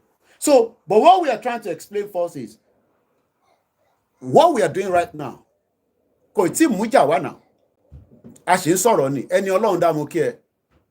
Wọ́n ní we are going to induce Nigeria. Gbogbo òyìnbó tẹ bá lè kọ ẹ bá máa kọ síbẹ̀ kọ Yorùbá náà máa gbìyànjú láti kà síta. Mr. Olúwaṣeun ní long time no see bí ẹ̀yin lẹ̀ ní data àwa wà lórí program lójoojúmọ́ bí ẹ̀yin lẹ̀ ní data tẹ fẹ́ fi wò wá ẹ káàbọ̀ sórí kan ní wa. Kò dẹ̀ ń ṣẹjọ́ gbogbo yín Facebook ti Lai Mohammed olórí burúkú tí kò ní kú síbi táṣọ ẹ wà tó bá dẹ̀ sọ pé ó máa kú síbi táṣọ ẹ wà ìwọ gan ní kú síbi táṣọ ẹ wà torí pé a lè ní 500,000 followers can go live come and send notifications sí gbogbo half million yẹn o mọ tó mean ni that means pé mo ti ní power tí mo fi ń control ọ̀rọ̀ táwọn èèyàn máa gbọ́ rẹ̀ pé yóò mọ táwọn òyìnbó ń ṣe ni pé wọ́n mọ̀ pé activist ni mí wọ́n mọ̀ pé journalist ni mí wọ́n dẹ̀ mọ̀ pé ọ̀rọ̀ tí mò ń sọ ó ń tako Nàìjíríà inú Nàìjíríà rẹ̀ làwọn tí ń jẹun kò ń ṣe Nàìjíríà nìkan là ń bá jà gbogbo àgbáyé pátá là ń bá jà àwọn olórí burúkú tó fẹ́ jẹ́ kẹ́ ṣoríire òun là ń bá jà. Mo ń bá family mi sọ̀rọ̀ mo ní ṣé kò já kíyàn máa lọ within Africa kíyàn máa ní restriction ṣé àwọn ọmọ wọn ṣèbẹ́ ìrírí wọn wo football lánàá tí Portugal ti lọ nísìn wọn ti lọ ilé ló lọ tààràrà ṣẹ́yìn ò mọ̀ pé gbogbo àwọn European country yẹn ẹ̀ ń jáde lọ àwọn European country yẹn tẹ́ ń rí tẹ́ ń lọ tó ń bọ̀ mo kíyà mi Rachel ẹ káàbọ̀ sórí kan ní wa ẹ gbọ́ wọlé share button bàbá mi testimony Ògúntọ̀nà àkànjú mo rántẹ̀ díẹ̀díẹ̀ ni a máa induce Nigeria gbẹ̀yìn ni but what we first need to do is to continue to propagate that this program tagbe dání is a non-violent mo kí Mr. Idowu Kayode ẹ ṣé gan ni mo kí olórí ẹbí wa Mr. Olu Moses ṣe rí gbogbo ẹ̀yin ọ̀dọ́ tẹ́ǹtàn máa ń sọ fún yín pé ẹ má jẹ́ kí Koiki tàn yín o mo promise yín pé èmi ò mọ́tẹ́lómi o àjọ máa rìnrìn àjò yìí ni pẹ̀lú olóyè Ìgbòho bẹ́ẹ̀ ni but ẹ̀yin náà máa kọ́kọ́ ní àníyàn pé lótìtọ́ lódodo ìran Yorùbá gbọ́dọ̀ dúró lóòótọ́ ẹ ní right láti fi ṣe politics tẹ́ ṣe kò sẹ́ni kankan tó ń bá yín jà kódà o sì ní right láti bá rí pé APC ló sì fi máa ṣe but máa rántí pé kò lè gbé ẹdẹ anywhere for 14 àbí how many years tó ti ń ṣe APC wọn ẹgbẹ́ òfò ìjọ ò ló ra lé fún ẹ rí tó o bá wá ra lé fún ẹ rí ǹjẹ́ o mọ̀ pé ẹ ká lè ní mortgage system nílẹ̀ Yorùbá gbogbo àwọn àǹtí ẹ̀tọ́ náà wọ́n ra lé sí London wọ́n máa ra ní káàṣì níbo lọ ti fẹ́ rí láì ṣe celebrity àfẹn tó bá ń ta drug tó ń ta cocaine àbẹ́ni tó ń ṣe yahoo yahoo gbogbo àwọn àǹtí yín àtẹ̀gbọ́n yín tó bá sọ pé àwọn ra ilé sí London ẹ sọ fún wọn pé mortgage ló ń ṣe. Yes, àwọn lọ nílé yẹn lóòótọ́ but tó ọ̀bá wa rówó lé san wọ́n ń gbalé lọ́wọ́ yàn àìmọye àwọn tó ti gbalé lọ́wọ́ ẹ̀. Ó jẹ́ káwa náà ní that kind of system nílẹ̀ Yorùbá. Private sector ló máa ṣe, kò ń ṣe government. Government kàn máa put out policies to support the private sector. But okay, work ó yá pa work kò bad. Ṣé nígbà tí tá identify ara wa wọ́n mọ̀ yín náà èmi náà ní nim bí wọn náà ṣe ní but gbé nim ẹ lọ sí báǹkì nísìn ṣe ọlọ́mọ ẹ̀kọ́ tẹ̀ ti gbé tẹlòmí lé lórí. A country that doesn't have true identification ìyẹn ni wọ́n ṣẹ̀ wá ń pọ́nlé. So sometimes some of us need to understand that ọ̀rọ̀ tá à ń sọ níbí báyìí it is how a country should be là ń sọ but ṣé country ní Nàìjíríà a ní kò ń ṣe country. Because if it was a country, every single one of you, any right bí Dangote láti challenge CBN pé o ṣe ń fún Dangote ní 1-to-1 tó ń change owó fáwa in a different format. Ṣebí nǹkan tí Dangote tó ṣe fún Dangote nìyẹn. Dangote ń gba forex at a very cheaper rate. Wọ́n wá ní ìwọ tó fẹ́ wá kàwé ní London tí o kówó ọlọ́pàá owó irọ́ kókó gbogbo ẹ̀ tó ní school wa ní kó san 50%. Wọ́n náà wá àti bá dé London máa lọ faṣẹ́ máa fi san ìtókù wá ó dìgbà tó bá débẹ̀ ló máa rí pé 16 hours yẹn kò sanwó school dúró máa sanwó ilé ó máa jẹun wàá dẹ̀ fẹ́ ṣe boy wàá fẹ́ ṣe fine girl obìnrin tẹ̀ máa ń rà nǹkan tó pọ̀ torí oríṣiríṣi lọ́bìnrin máa need ká má go into all the details. But tá bá fún ẹ ní visa yẹn nísìn wàá ní but Dangote ó ń gba cheaper rate fún forex. Ó ń gba cheaper rate fún forex. So how do you compete with that monopoly nonsense? The same thing ní ọmọ Ṣèyí Tinubu ń ṣe. Ọmọ president òun ló ó ti gbẹ́sẹ̀ lé yín lórí ní Lagos State. Tí bá fẹ́ challenge ẹ̀ nísìn pé media advert tó ń ṣe èmi náà fẹ́ ṣe kódà wá bá mi fan tó tán ní Lagos yẹn. Ṣé bó ṣe yẹ kó rí nìyẹn? Ṣé dọ́gbadọ́gba nìyẹn? Kò dọ́gba náà kí la wá ń parọ́ fúnra wa fún. Mr. Kayode kí lẹ sọ sà ẹni Mr. Koiki ẹ máa spell orúkọ mi dáadáa jọ kò sí y nínú ẹ Koiki kò ń ṣe Koiki ọmọ Ìjẹ̀bú-Òde ni mímọ̀ ìṣọmọ Ìgbò. Koiki, did you know that the government there are using religions to attack masses? Mo get nǹkan tẹ́ sọ yẹn. Ẹ̀rín Julius sọ pé Nigeria has no structured plans for future olónìí. Kò sí future nínú Nigeria.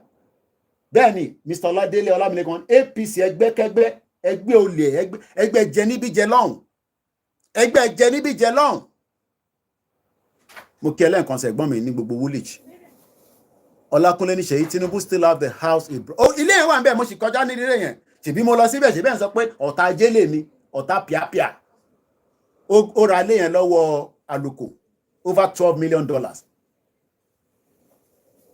Tẹ́yìn ò bá tẹ̀ wá ara lé $1 million ó yẹ kẹ́ lè máa gbélé tó wà reasonable tó ju 2-bedroom house studio flat tó bá ti wá tó ń gun síyàn tó fi pé ọmọ ti dé wà wá lọ bá council wà wá lọ bá Yorùbá local government council ẹ pé mo ti dé o tó bá ní hello Mr. Ọlákúnlé ṣé kò sí lè ní ó wà ìyàwó mi ti lóyún ẹ má pariwo a ti wà nílùú tó dáa Nàìjíríà la máa ti ń pariwo kí ló ṣẹlẹ̀ ìyàwó yín lóyún ó da ìyàwó yín lẹ́tọ̀ọ́ sí ilé 2-bedroom flat àtúmọ̀ àwọn fún lówó bó ṣe àwọn àǹtí ẹ̀ tó ní kó save Nàìjíríà bó ṣe ń gbájú ayé ní London ni mò ń sọ fún ẹ̀yàn Ọlọ́run tó bá ti dọ́dọ̀ council máa ń fún wọn nílé dóònà ó ti tight díẹ̀ nísìn nígbà tó yẹ pé àwọn Nigerians náà ni mo lẹ́ni tó yẹ pé lómi ilé mẹ́ta ló gbà ilé mẹ́ta ó tún máa fi ní wá lára mo ti sọ story yẹn fún yín rí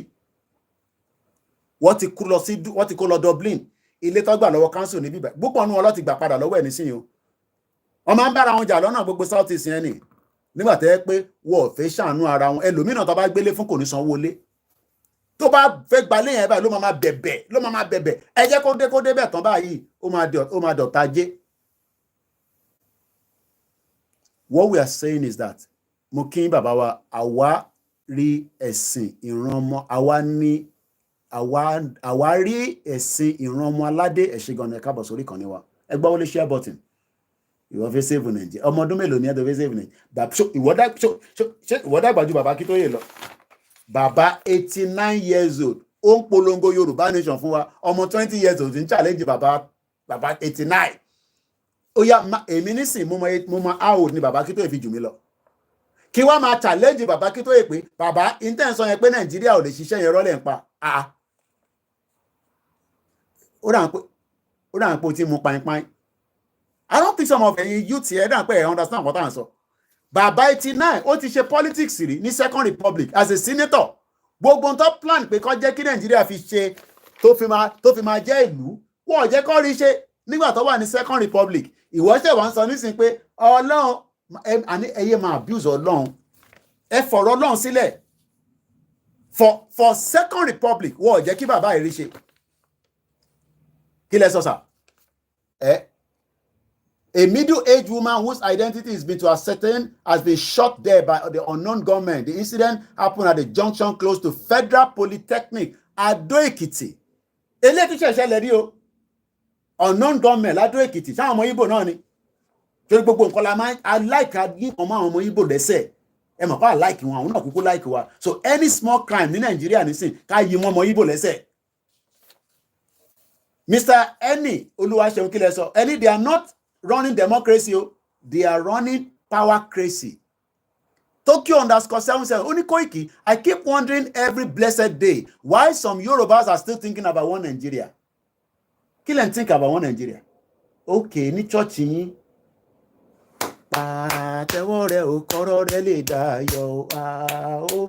Spiritual lásán nìyẹn. But tí church kan bá ti ní gbàdúrà fún Nigeria, sọ fún wọn pé orílẹ̀-èdè Yorùbá ló fẹ́ gbàdúrà fún. O ní right láti sọ bẹ́ẹ̀. Tí church yẹn bá sọ pé no ọmọ walk away wàá rí ṣọ́ọ̀ṣì míì náà wàá rí mọ́ṣáláṣí míì náà àwọn tó ń sọ pé save Nigeria yẹn Ọlọ́run ò bá wọn sọ jack shit kankan mọ́ àwọn ẹ̀jẹ̀ tẹ́ ta sílẹ̀ lójoojúmọ́ ó ti dọ́dọ̀ Ọlọ́run igbe ti dọ́dọ̀ Ọlọ́run náà wọn ò gbọ́n kankan lórí ọ̀rọ̀ Nàìjíríà mọ́sẹ̀ tó bá jẹ́ pé faith yẹn lè fẹ́ fi sọ̀rọ̀ Yorùbá nation Ọlọ́run ní no I disagree with it. How can somebody go to the hospital and you can't have access to medical in a country that have almost everything? So when we are out here, orí TikTok fún wa ní gun, rò pé yẹn là ń sọ ni. A fẹ́ make owó nílẹ̀ Yorùbá tá bá débẹ̀, gbogbo alájọ máa make owó. Ilẹ̀ tó tóbi ní láti Kwara, Kogi, Ondo, Ọ̀ṣun, Èkìtì, Lagos, Ọ̀yọ́, ilẹ̀ tó tóbi tí gbogbo wa máa gbádùn ayé. Táwọn foreigners máa wá tó fẹ́ wá gba visa. Ó mọ̀ pé bó ti fẹ́ gba visa UK ó mọ̀ reason tó fẹ́ gbà ni torí pé ó mọ̀ pé tó bá dé bíbáyìí wàá ríṣẹ́ ṣe wàá rọ́nà ọ̀nà àbáyọ bó ṣe máa rí nìyẹn ó lè Ṣèyí Mákindé ò lè rí jack shit ṣe ní l'Ọ̀yọ́ state fún yín. They are bomb bastard olórí burúkú ní gbogbo wọn. They are not there for us. They are puppet ní gbogbo wọn. Àwa ọmọ Yorùbá la máa wá dìde la máa demand fún ẹ̀tọ́ wa nísìn but ọmọ 30 years old ọmọ 30 years old ń challenge bàbá 89 kátẹ́ gbọ́ pé àwọn tó ti pé 60 tó ń challenge bàbá Akíntóyè àwọn yẹn wọ́n ti fail because anybody tó bá jẹ́ 60 tó sì ń sọ pé wọ́n Nàìjíríà wọ́n ti fail èmi àti yín 60 years old so at 60 ẹ sì ń sọ pé Nàìjíríà máa da ṣẹ́dùgbà tẹ bá kú tán tẹ fà wá sílẹ̀ torí gbogbo wọn ti lọ díẹ̀díẹ̀ náà kí bàbá 70 máa sọ fún ẹ pé máma dá wọn lóhùn àwọn tó ń pariwo Yorùbá nation lórí fáfẹ́fẹ́ yẹn wọ́n fẹ́ dàlúrú ni o bàbá ṣé àdúgbò yín wọ̀ tí dàrú gbogbo àwọn ọmọ ọ̀tá tó ń dàdúgbò yín rú lójoojúmọ́ tó jẹ́ kẹ́ráyé gbé. So sometimes I wonder what kind of people we are. Wọ́n fẹ́ da Nàìjíríà rú ni o Nàìjíríà ò ní wọ̀ tí dàrú tẹ́lẹ̀ wọ́n pa Délégiwá ní 1980 pẹ̀lú letter bomb mo gbọ́rú ẹ̀rí èmi ò tẹ́ mọ̀ pé wọ́n ti ń lo letter bomb as far back as in the 80s Babangida lórí burúkú kò ní dìde lórí chair yẹn bó ṣe máa jókòó sórí wheelchair tó máa fi kú nìyẹn láṣẹ Èdùmàrè ó send letter bomb sí Délégiwá ní 80s ìyẹn ni wọ́n ṣe wọ́n sọ nísìnyí pé everything will be fine ó mọ̀ pé àwọn náà advance sí ni wọ́n advance olòṣì ni wọ́n oròpọ̀rọ̀ TikTok là ń sọ níbí báyìí ni tẹ jókòó sórí TikTok yín tẹ ń ṣó ọyàn yín tẹ ń no à ń sọ̀rọ̀ pé ilé ayé wa ó ti mẹ́hẹ̀ ó ti hang sínú Nàìjíríà ẹja pull it out òun làwa ń sọ tó dìjà tẹsọ pẹnu wa rùn ìwọ ọ̀dọ́ ó wá ní wọ́n pùṣẹ ṣé mi ni mò ń push ẹ àbí Nàìjíríà kò tí push gbogbo wa tó? Ṣé a nífẹ̀ẹ́ Nàìjíríà tó? Gbogbo wa la nífẹ̀ẹ́ Nàìjíríà, àmọ́ ìfẹ́ Nàìjíríà kọ́ la ní, ìfẹ́ orílẹ̀-èdè wa là ń ní, but Nàìjíríà lọ́kàn ń pè ní. Kò ń ṣe pé tá bá kúrò nínú Nàìjíríà gbogbo ilẹ̀ tó wà lórí Yorùbá yẹn àwa kó lọ sí north. No, the name will change and we become a new brand new person. Níta sọ ni ìyẹn la ṣe sọ pé a máa gun lábẹ́rẹ́ gbẹ̀yìn ni. Abẹ́rẹ́ kankan dẹ̀ la máa gun torí pé ọ̀nà tó pọ̀ lọ́rọ̀ ilẹ̀ Yorùbá. So tó bá ń gún Nàìjíríà lábẹ́rẹ́ Pretoria ní Kwara State, ti Lagos yẹn a gbọ́dọ̀ make sure pé abẹ́rẹ́ tó pọ̀ la máa gun. A máa gun tó pọ̀, a máa ra Pretoria abẹ́rẹ́ tó máa pọ̀ rẹpẹtẹ, a máa ha fún gbogbo yàn. A máa gun tó bá fẹ́ gbórí a gun sórí ẹ̀. Àwọn ọ̀tẹ̀ ní gun nínú ìdí torí tó bá gun ní ìdí kò ní tètè ṣiṣẹ́. Agbárí ẹ̀ ló máa ta abẹ́rẹ́ yẹn bọ̀. Ó máa bí Yorùbá nation lágbára Ọlọ́run. Yorùbá nation máa jáde. A máa bí Yorùbá nation whether they like it or not. À ń sọ̀rọ̀ ilẹ̀ Yorùbá. Ìyẹn kan wá máa ṣé o mọ̀ pé TikTok ní China wọ́n fi ń ṣe business ni. Wọ́n ń tajà lórí ẹ̀ ní but ọyàn àti ìdílé ń tà lórí ẹ̀ ní sẹ́yìn Nigerians. Proper business làwọn ará Chinese tó dálẹ̀. Ṣé wọ́n mọ̀ pé olóṣì làwọn TikTok yẹn? Èmi ò ní padà sórí ẹ̀, kò sí nǹkan tí mo fẹ́ ṣe níbẹ̀.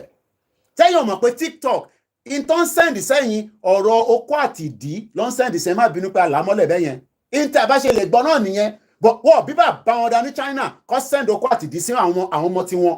Business ló fi ń ṣe. Okay, give me gun. Gbogbo wa kọ́ la gbọ́dọ̀ wà lórí YouTube láti fi make owó. O gbọ́dọ̀ lè máa tajà. Ìran Yorùbá máa ń tajà ní láti fi make owó. Àwa dẹni tó ń ṣìdí sílẹ̀, à ń ṣígbàyà sílẹ̀.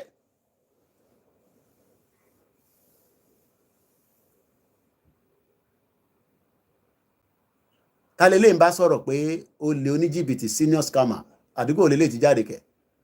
Problem tẹ máa ń ní ni pé tẹ bá ti dé ẹn lórúkọ Yorùbá. Ta ló ń bá sọ̀rọ̀? Mo kọ̀ ojú mi tẹ̀ kan ni o, ẹni sùúrù. Torí àwọn Fúlàní wà láàrin wa olórí burúkú. Àdúgbò nìyẹn ibo lè ti jáde kẹ̀ lórí platform wa. Òun dà. Kò sí picture lórúkọ. Ṣé orúkọ náà lélẹ̀? Boaz Biggie. Ta ló ń bá sọ̀rọ̀? O lè tún comment again lẹ́ẹ̀kan so mo fẹ́ mẹ́ni tó ń bá sọ̀rọ̀ ni o. Ká tó fún ẹ ní dọ́gbó èpè tó máa gbé lọ bàbá àti ìyá ẹ̀. Bò tó bá yẹ pé o kàn ń sọ fáwọn olóṣèlú ẹ bá tún comment lẹ́ẹ̀kan sí. Ojú mi ti rí comment yẹn o. Ẹ dẹ̀ lè sá lọ anywhere torí mo ti gbọ́wọ́ lẹ́yìn ní bíbá. Mo kàn fẹ́ rí bí ẹ tún máa comment lẹ́ẹ̀kan sí kẹ́ clarify. Ta lẹ̀ ń bá sọ̀rọ̀. Níbi tá sọ pé nǹkan ó ń dùn wá nígbà àyà. Tí máa wọlé nísì tí máa fún ẹ lálálẹ̀ alálẹ̀ máa wọlé payín ni ẹ ní ṣoríire. Àwọn tó jí yín lówó ẹ lọ fògùn kẹ́ fi pa wọ́n sínú ilé kọ́ kú dànù kọ́ má jí mọ́. Ìyàn bá jí búrẹ́dì lágége nísìn sáré da petrol lé lórí. Ẹ bá wa rí kọ́mẹ́ǹtì dáadáa o. Ó lè jáwà kọ́lẹ̀ ń bá sọ̀rọ̀ o. Bí a bẹ ṣe kọ́ lóṣù ọ̀dọ̀dọ̀ àbí bá wà lẹ́ ń bá sọ̀rọ̀. So ẹ bá wa specify dáadáa tẹ́lẹ̀ ń bá sọ̀rọ̀. Tó bá yẹ pé Wálé Àlì ní mind lórí bíbáyìí àwọn lẹ́ ń bá sọ̀rọ̀ pé senior scammer. Èèyàn máa lè. Èèyàn lórí burúkú tíyà yín tó yẹ kọ́ ti àtọ̀ tó fi sínú oyún ìyá yín tó yẹ kọ́ gbọ̀n yọ ní pẹ̀lú Pretoria. Èèyàn olóṣì, èèyàn máa lè. À ń sọ nǹkan gidi ẹ máa dé ẹ máa sọ jágbajàgba. Wọ́n scam yín ní Nàìjíríà. Ṣé mọ iye tó yìnbọn scam yín èèyàn olóṣì? Ṣé mọ iye tó yìnbọn scam yín? Kò comment money. Bomb bastard. 98 ni ìyá mi ti sá kúrò ló ti gbé mi sá kúrò Nàìjíríà torí ó mọ̀ pé lórí burúkú country ni kò jẹ́ kí n ṣe university mo bẹ̀ títí pé ó ní Unilag kọ́ logo kò sí ta fẹ́ nọ́ọ̀tì mọ̀ ní wọ Unilag tó bá yẹ ìbí bribe náà ni mo kí ni gbogbo yín fi wọ Unilag ọmọ Yorùbá wọ́n rán lọ sí north wọ́n ní kò ní cut off mark ìlú òfò àwa lọmọ Lagos state púpọ̀ nu yóò rí lásùwọ̀ wọ́n rán yín lọ sílẹ̀ north ní kẹ́ lọ máa kàwé níbẹ̀. Bọ̀ tó bá yẹ pé mi fẹ́ wọ Unilag ni kó bèrè 2 million nígbà yẹn asán máa wọlé kí má tẹ̀ ní result. Ìyá mi ní kí ni mò ń ṣe ní Nàìjíríà lọ sí computer college Robertson computer college níwájú high court nígbòṣèré ibẹ̀ ni mo ti kọ́kọ́ lọ kọ́ computer pé mo máa kọ́kọ́ kọ́ computer Ìgbòṣèré Robertson computer college nígbòṣèré ibo ìwọ wà nígbà yẹn olùṣì ìbú ọ̀ṣẹ̀ bọ́ṣẹ̀ bí ẹni 2000 ni tí wá torí social media tí wá kókó ó ti àti kẹran mẹ́rò mú kí ẹ safety domain káàbọ̀ sórí ètò don bastard since tó dẹ̀ padà wá mọ́ yẹn ò ní láti wà lórí platform máa gbọ́ wa lábẹ́ ètò kò ní da fún bàbá tó bí ò ní ṣoríire kò ṣe wá comment nonsense bíbá yẹn don bastard níbo lẹ́yìn wà nígbà tẹ́mi wà ní Lagos Island ní 1995 ni mo ṣe tán gbogbo adéníjàdé lẹ́yìn ó dàbí ilé ìdọ̀tí ilé ilẹ̀ after years a kúrò Nàìjíríà tó padà wá náà ó dàbí smelly ni ẹ lọ sí gbogbo phase 1 títí dé phase 4 ọlọ́mọ àìkí gbogbo yín kẹrì mọ́ bẹ́ẹ̀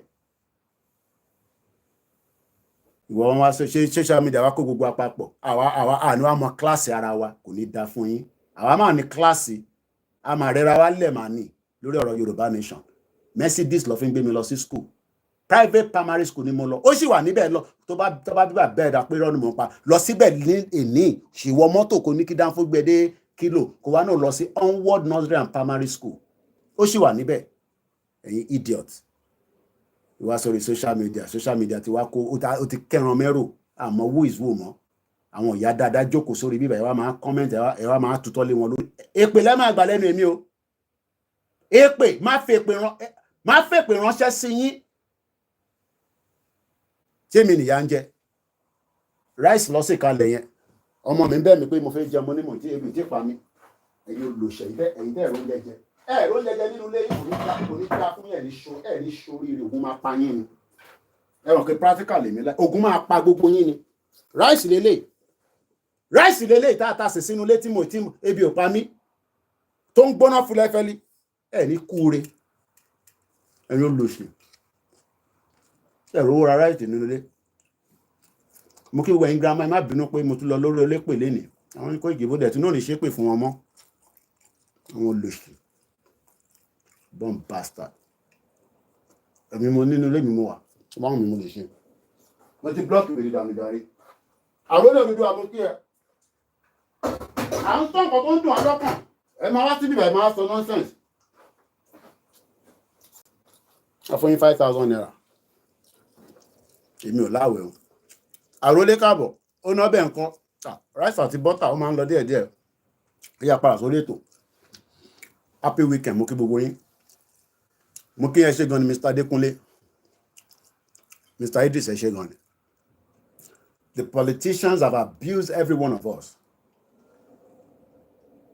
they've turned us against each other that's àwọn mọ̀ pa yẹn náà that's what they do ẹ lọ síbẹ̀ kẹlọ dàbẹ̀rù ẹ lè dàbí bàírù o mo kí gbogbo alẹ́ nǹkan sí so what we are saying is that how do we first educate our people? It's a big task because our people want the truth. But what if you run now? What if you build in Nigeria? So easily, you are all lying. How are you sure that when we get to Yoruba nation, it will not be the same thing? And you're right, you have the right to ask those questions because those are very, very important questions. Koiki, how do you defend that when we have a Yoruba country, Ijebu needed against Ekiti, all those nonsense that I keep hearing all the time? But let's be honest with ourselves. There's a lot that will change. And the lot that will change is first that we will first have a true identification and the numbers of who we are. As big as Lagos State is, London, one million tó ń wọlé tó ń jáde. Tẹ́ mọ̀ pé bus pass wa, bó ni bus pass mi wà.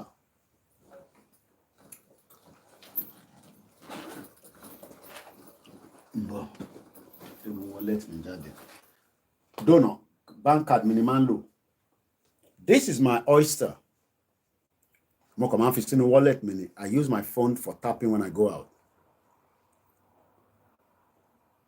It is linked to me. Téèyàn kan bá jí nísìn, I will just go online and stop it. But this bus pass is used to calculate my journey. So, tí crime kan bá ṣẹlẹ̀ ní àdúgbò àwọn ẹ̀gbọ́n mi triple DRS Ayuba ní Woolwich. Tí bá sọ fọ́lọ́pàá pé mo dé Woolwich, I believe me. But tó bá lọ wo bus pass yìí, I said, but you touched in at the Woolwich train station. What am I so time? Because camera mati mumi. What we are telling you right now is that the development that is coming into Yoruba land will be completely different. You will not get such a development. Now that Lagos State does not have the money to do what I'm talking about. But owó yẹn lọ sí federal, wọ́n wá pín díẹ̀ from Lagos State. That is why you are affected. That is why ní gbogbo Ṣòdì in a good lifestyle. Ní gbogbo Ẹ̀pẹ́, Ìkòròdú, ìyà ń jẹ everybody. Because owó tó yẹ kó invest sínú ilẹ̀ Yorùbá, this is my 1, 2, 3. Only the Yoruba identity matters. Identity. Ìlú tẹ́ bá ti get identity àwọn tó ń wọlé tó ń jáde, ti wà in problem. So for the example now, many of you always moan and complain about the Igbos in Lagos State. The moment tabati mọ̀ wọ́n, tamobitowa, we can look and deal with them based on the constitution.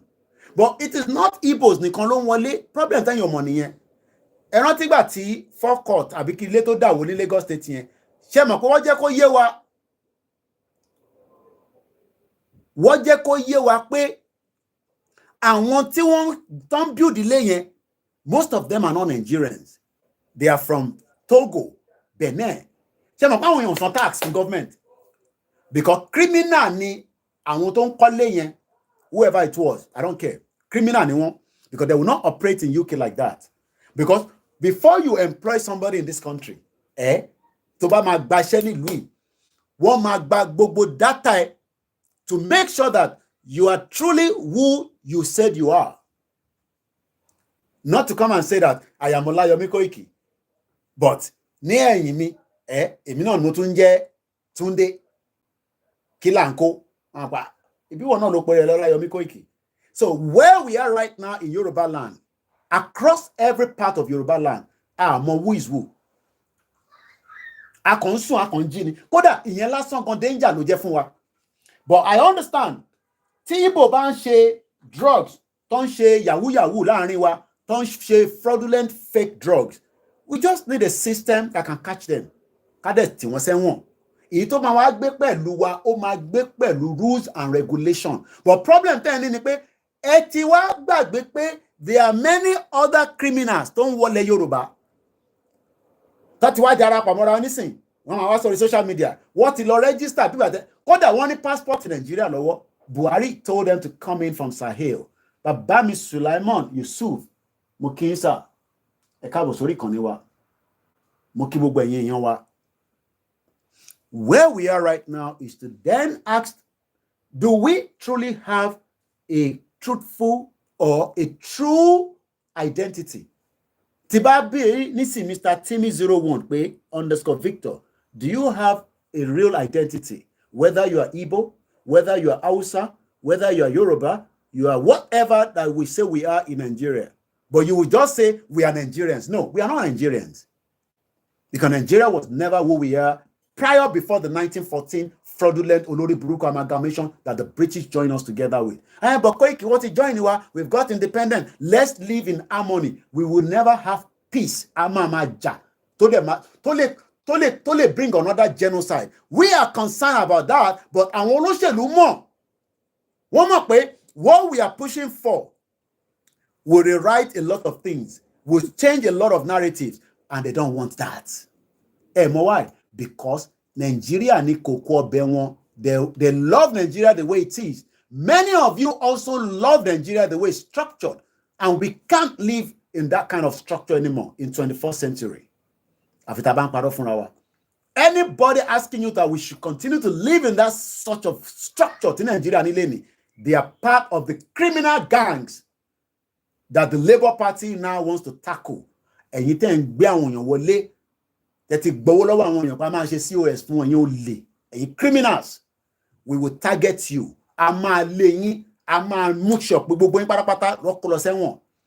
Criminal gangs, traffickers. Dizzy Man 123. He has been very busy working behind the scene.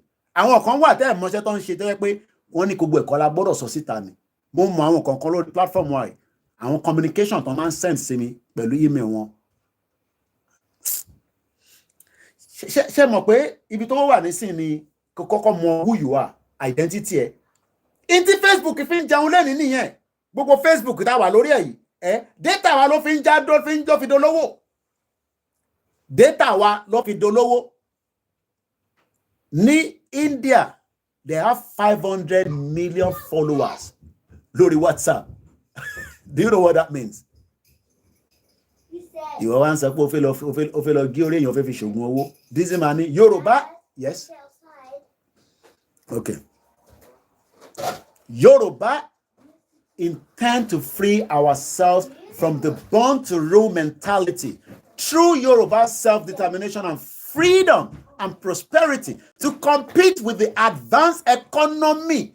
Compete with the mo fẹ́ jẹ́ kẹ́ni tó jẹ́ marine engineer kó máa lọ́gùn ọ̀kadà ní Benin Republic on top waiting. Marine engineering. Don't any a marine engineer in UK, we told you yesterday, is about 74 million naira equivalent lo eko ma gba ní Nigeria lọ́dọọdún.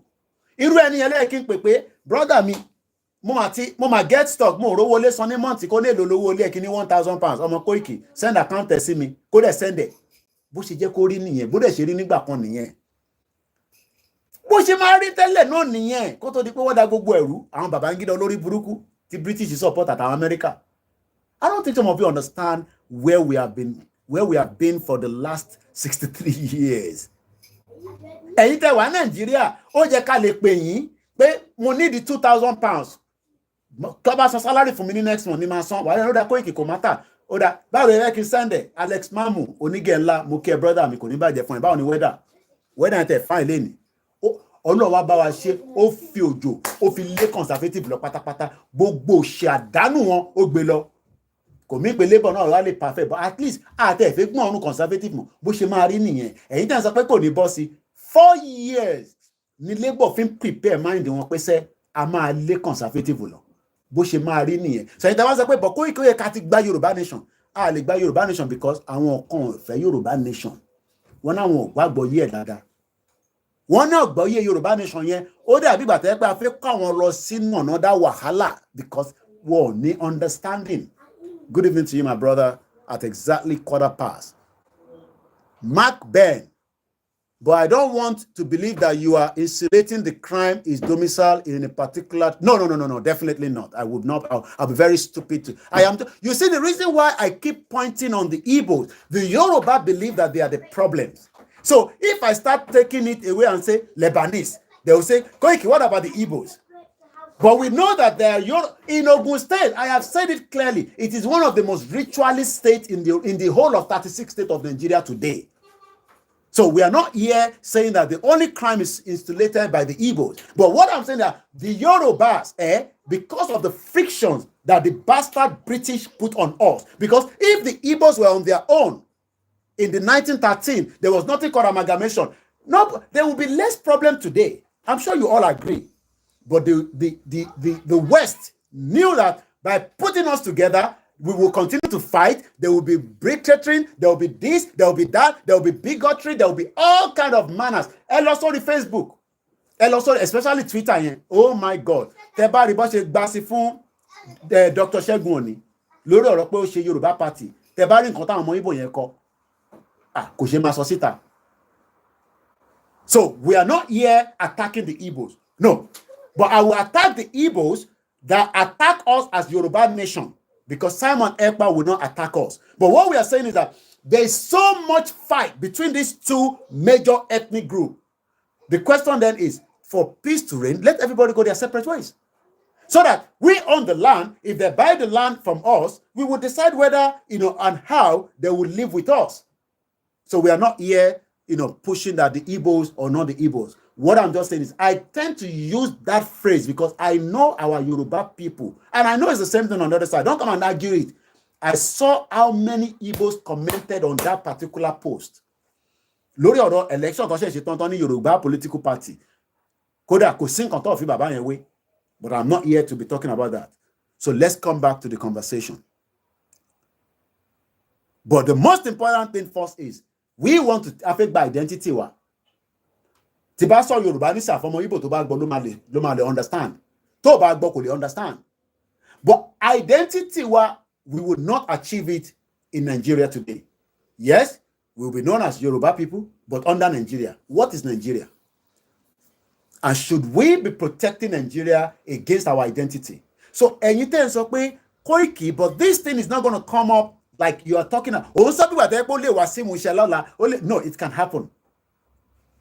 It can happen only if you are part of it. But we still have politicians that will say, don't listen to them. We are doing whatever needs to be done to bring the unity of Nigeria. There will be no peace in Nigeria until the breakup of Nigeria. Moki Aganolo Yede. Moki Mr. Bayomi. Ọlọ́run máa bá tí ẹ jẹ́ ní gbogbo àwọn tó bá comment against bad nípa Yorùbá nation. Bẹ́ẹ̀ ni, ẹ rí pé mo ń try pẹ̀lú Yorùbá mi. Wọ́n ní Ọlọ́run máa bá tí ẹ jẹ́ ní gbogbo ẹ̀yin tẹ́ bá comment against nípa Yorùbá nation. Àwọn alálẹ̀ máa mú yín ni. Because we are talking about the pain that has been insulated in us as Yoruba people, where we have every resources on our land, but yet we are living as puppets across the world. Maybe some of you don't know that people around the world, including UK, you'll be wondering that UK can quick. Yes, the amount of poverty in this country is just that if you haven't shared the program, Julius Fakpomunda, Ebanki Onkuyino, Muki, Ifeoluwa Olumide, Mukima, Eshegoni, and I believe is a female. Urukwende fe jokunrin. Iyami Esther Olawumi, grandma to ko mo wà ní mo jáde ní àná. Ede o ke boss mi máa ń boss man le mi máa ń wọ boss káàkiri ni. Mo wà ládùúgbò yẹn. Ìyá àdúgbò yẹn wá dé. Òyìnbó ni. Only the I'm sure o not to confirm it. Ìyá tó mọ bó ṣe ń lọ. Only the bus will be here in 8 minutes. Mwani no, it's getting closer. We'll be here in 6 minutes. Oh, I know. Wow, that's good. That's good. Mwani, sit down. Only no, I'm not sitting down. I've been sitting down at home all day. Nígbà tí boss yẹn wá dé, definitely, for me respect. Wá jẹ́ kó wọlé. Nígbà tí ìyá yẹn wọlé, your freedom pass. Oh, mo tán pè ní freedom pass. Freedom pass is equivalent to this. Inti mo fún wọn ilé nǹkan yẹn, oyster me. Anybody tó bá ti wà above 60 plus ní UK, wọ́n máa fún wọn ní freedom pass. That means they can travel anywhere with that bus pass. Yeah, ko wọlé ni, ó kọ gbà. All them man ko sama tí wọ́n ní some man ko freedom pass sí. Gbogbo àwọn grandma tó wà ní abroad, wọ́n ní lọ́wọ́. But wọ́n yà mí lẹ́nu pé grandma tó wà ní Nigeria, tí Nigeria ò tọ́jú yín. Àtẹ̀dúpẹ́ pé Lagos State náà ti ń san pension fún gbogbo àwọn pensioners. We are grateful, we are happy. Tó bá ṣe nǹkan tó yẹ kó ṣe. Ìyàn mí pé àní ṣépè fún Sanwó-Olú. But the fact that ó náà ti san Dàpọ̀ Abíọ́dún súnmọ́ bí o, ṣé wọ́n gbọ́ pé àwọn pensioner ń ké wọ́n ń pariwo pé àwọn ò lówó lọ́wọ́ ẹ san pension wọn fún wọn. Owó wọn ní now. Ṣèyí Mákindé ṣó ti san owó. Àbí ká máa dọ̀bálẹ̀ fún yín. Adeleke dancing governor. Àti gbogbo ẹ̀yin tó kù náà ẹ bá wa sanwó fáwọn àwọn àgbàlagbà wa, àwọn mothers wa. Ṣé mọ̀ pé Lagos ní owó kó sọ fún gbogbo àwọn tó ti wà ní 60 plus tó ti ṣiṣẹ́ tó ti retire kó fún wọn ní freedom pass. Tí kò dẹ̀ ní wà restricted because ti Lagos ní sìn ìgbà ló máa ní ẹ̀yin ìyá yẹ lè jáde o, aago mẹ́wàá lè jáde o. No, it has to be free for everybody. Lagos has that money. So táwọn ìyá yẹn wọ́n máa kọ freedom pass sí lórí. They've served the country and they are enjoying it right now. Any Oluwaseun, what we are going through now is 10 times worse than Buhari tenure. What a very sad situation. Tinubu believes he can fix Nigeria, but we have told him that Nigeria is unfixable because it has a lot of problems. Bababi David Adegoke, one is 60 years plus and above, we get a free bus pass on the Sanwo-Olu. What is gbìyànjú? Arole Oduduwa and Sanwo-Olu asked the pensioner not to donate their money to churches or mosques. I saw that as well. Very, very important. Hey, yeah, I'm allowed to send the work on the church at Moshalasi. Bishop Adesina Moki, Balo Doilan, Yawato Monko, wọ́n ní Koiki, even the alálẹ̀ Yorùbá land are under starvation. Mo tún ṣe tó gbọ́ tuntun. Wọ́n ní gbogbo àwọn alálẹ̀ gan ti wà under starvation. Before you see plenty of eggs and wrapper pap sauce with palm oil, but now you see only one egg. Bẹ́ẹ̀ dẹ̀ ṣe sọ̀rọ̀ ẹ̀yìn, ẹ mọ̀ pé mi like practical. Ẹ má dọ̀ mí sílẹ̀ gbogbo lẹ́lẹ̀ o. Ẹ mọ̀ pé mi like practical. Mo ní àgbàlagbà gbọ́dọ̀ máa jẹ ẹyin nínú ilé. Àgbàlagbà ni mí. Mo gbọ́dọ̀ máa jẹ ẹyin méjì. Ìyẹn la ṣe máa ń rà tó pọ̀ sílé. Kí lẹ rí? Àgbàlagbà gbọ́dọ̀ máa jẹ ẹyin méjì. Méjì lélẹ̀ 2, 4, 6, 8. 8 times 6. 8 lọ́nà times 6. Mélòó ni ẹ jẹ́? Gbogbo ẹ jẹ́ bí 40 something kan nìyẹn. 8 by 6 eggs. Mẹ́fà ló wà nú ẹ̀. That means pé ẹni tó jẹ́ poultry tó ń ṣiṣẹ́ poultry ó gbọ́dọ̀ máa lówó lọ́wọ́ nígbà tá a bá máa fi jẹ ilé ìtọ́ nísìn èyí tá a jẹ tán láṣẹ tún lọ fi ra ilé 48. Àwọn tó mọ máàsì wà lórí program ẹ ṣe gan ni ẹ̀gbọ́n mi triple DRS ẹ̀wọ̀n kí mi like practical ẹ ṣe gan ni ìyá mi Oyèrónkẹ́ wọ́n ní bẹ́ẹ̀ ló ṣe ní hàn ní Canada. Idris ní ẹ̀ like program ẹ̀ dẹ̀ share ṣé ń bá wa jà ni. Ẹ̀yin tẹ́ wà lórí YouTube ẹ pọ̀ díẹ̀ bọ́ ẹ̀ gbọ́wọ́lé thumbs up Yorùbá wo ya ní thumb sister mi dáadáa wọ́n ní thumbs up ẹ bá wa thumb up thumbs up ẹ dẹ̀ bá wa pín. Ṣẹ̀rẹ̀ tẹ́ wà ń lé bó ṣe jẹ́ kórí gbogbo akólólówó ní abroad but a ṣe róúnjẹ jẹ a ṣe manage òun lélẹ̀ nísìn ẹ̀kan tá lọ sísàlẹ̀ yẹn àwọn nǹkan tá lọ kó wá sókè nìyẹn pẹ̀lú omi bẹ́ẹ̀ ṣe ń jìyà yẹn kò tẹ́ wa lọ́rùn rárá kò ìbànújẹ́ ló jẹ́ sínú ọkàn wa and I'm not making this up now. Pythagoras _autos irú àwọn nísìn àwọn láti máa tún mọ́tò ṣe gbogbo àwọn mọ́tò tó bá break down ó yẹ ká ní equivalent of RAC ó ní brother mi kan tó fẹ́ ṣe business ẹ̀ ní Nàìjíríà kò rí ṣe kò ṣe pé àwọn kan ò ní o but the whole system the structure is just a failure. Mukiyawa Bosede Lamidi. Mark Ben say your grammar illustration really got me. Really? I'm not joking. Every grammar in UK, let them come out and say I'm lying. Even those that drive, they still have access to me. And not just our grammar. Do you know that all our children, I think up to 18 years old, tell the backup team to put account numbers on the screen. Account number Koikimedia whenever offer fún wa lówó whenever have account number síta you know lè push it if you want to give us naira àtẹ̀ní naira tó pọ̀ lẹ́nujọ́ mẹ́ta àìrówó fún àwọn ọmọ mi this first bank ẹ̀dẹ̀ máa gbàgbé ọ̀ràn míyàn mẹ́wàá the one tó ní ká máa èmi ò ní gbowó nígbà ká má gbà tìyẹn náà 30 first bank mi 30 96 80 88 48. Let me go back to what Ben, my brother, I believe is a Biafra. Bishop said, one crate of egg, 30 pieces is now 6,000 naira, something that was 2,800 naira just 2 months ago. We just bought this today. Àgbàlagbà gbọ́dọ̀ máa jẹ ẹyin méjì. Ẹyin mẹ́ta ni máa ń jẹ. Kọ́nà kó ṣàánú mi. Ìṣó mi gan máa ń rùn ní tí máa jẹ tán. Èmi lọ́mọ bẹ́ẹ̀. And like I always say, gbogbo kìíní kò jẹ́ ká máa jáde ẹ má bínú ẹ̀yin tí ẹ wà lórí Koikimedia Odùduwà bí ṣe jókòó ni òun yẹn ṣe ń reflect but sometimes I just want to get the energy because we don't get a lot of sun so I'm going to put the account number out myself ó dà àwọn ọmọ mi gbogbo wọn ti àmọ́bi tọ́wọ́ ti bá fàájì lọ èdè Saturday but I know there's someone that is watching and listening wọ́n ní wọ́n ní the account number ẹ bá fi gba account number wá síta so let's come back to the discussion Àrólé Odùduwà kí ló ń pa yín lẹ́rìn what we are saying is that for us to have a better life, it will not happen as much as we want in Nigeria. Nigeria has multiple problems, and one of it is identity problem. Many of you say it's leadership problem. No, it's not leadership problem. Let us go and sort out our identity. Does not mean that we will not have people that will live with us that are not our own people. I have lived in this country for 24 years. Ìlú òyìnbó ni bíbá ló ń pè bí. Àwọn English lọ́nà àwọn ni bíbá.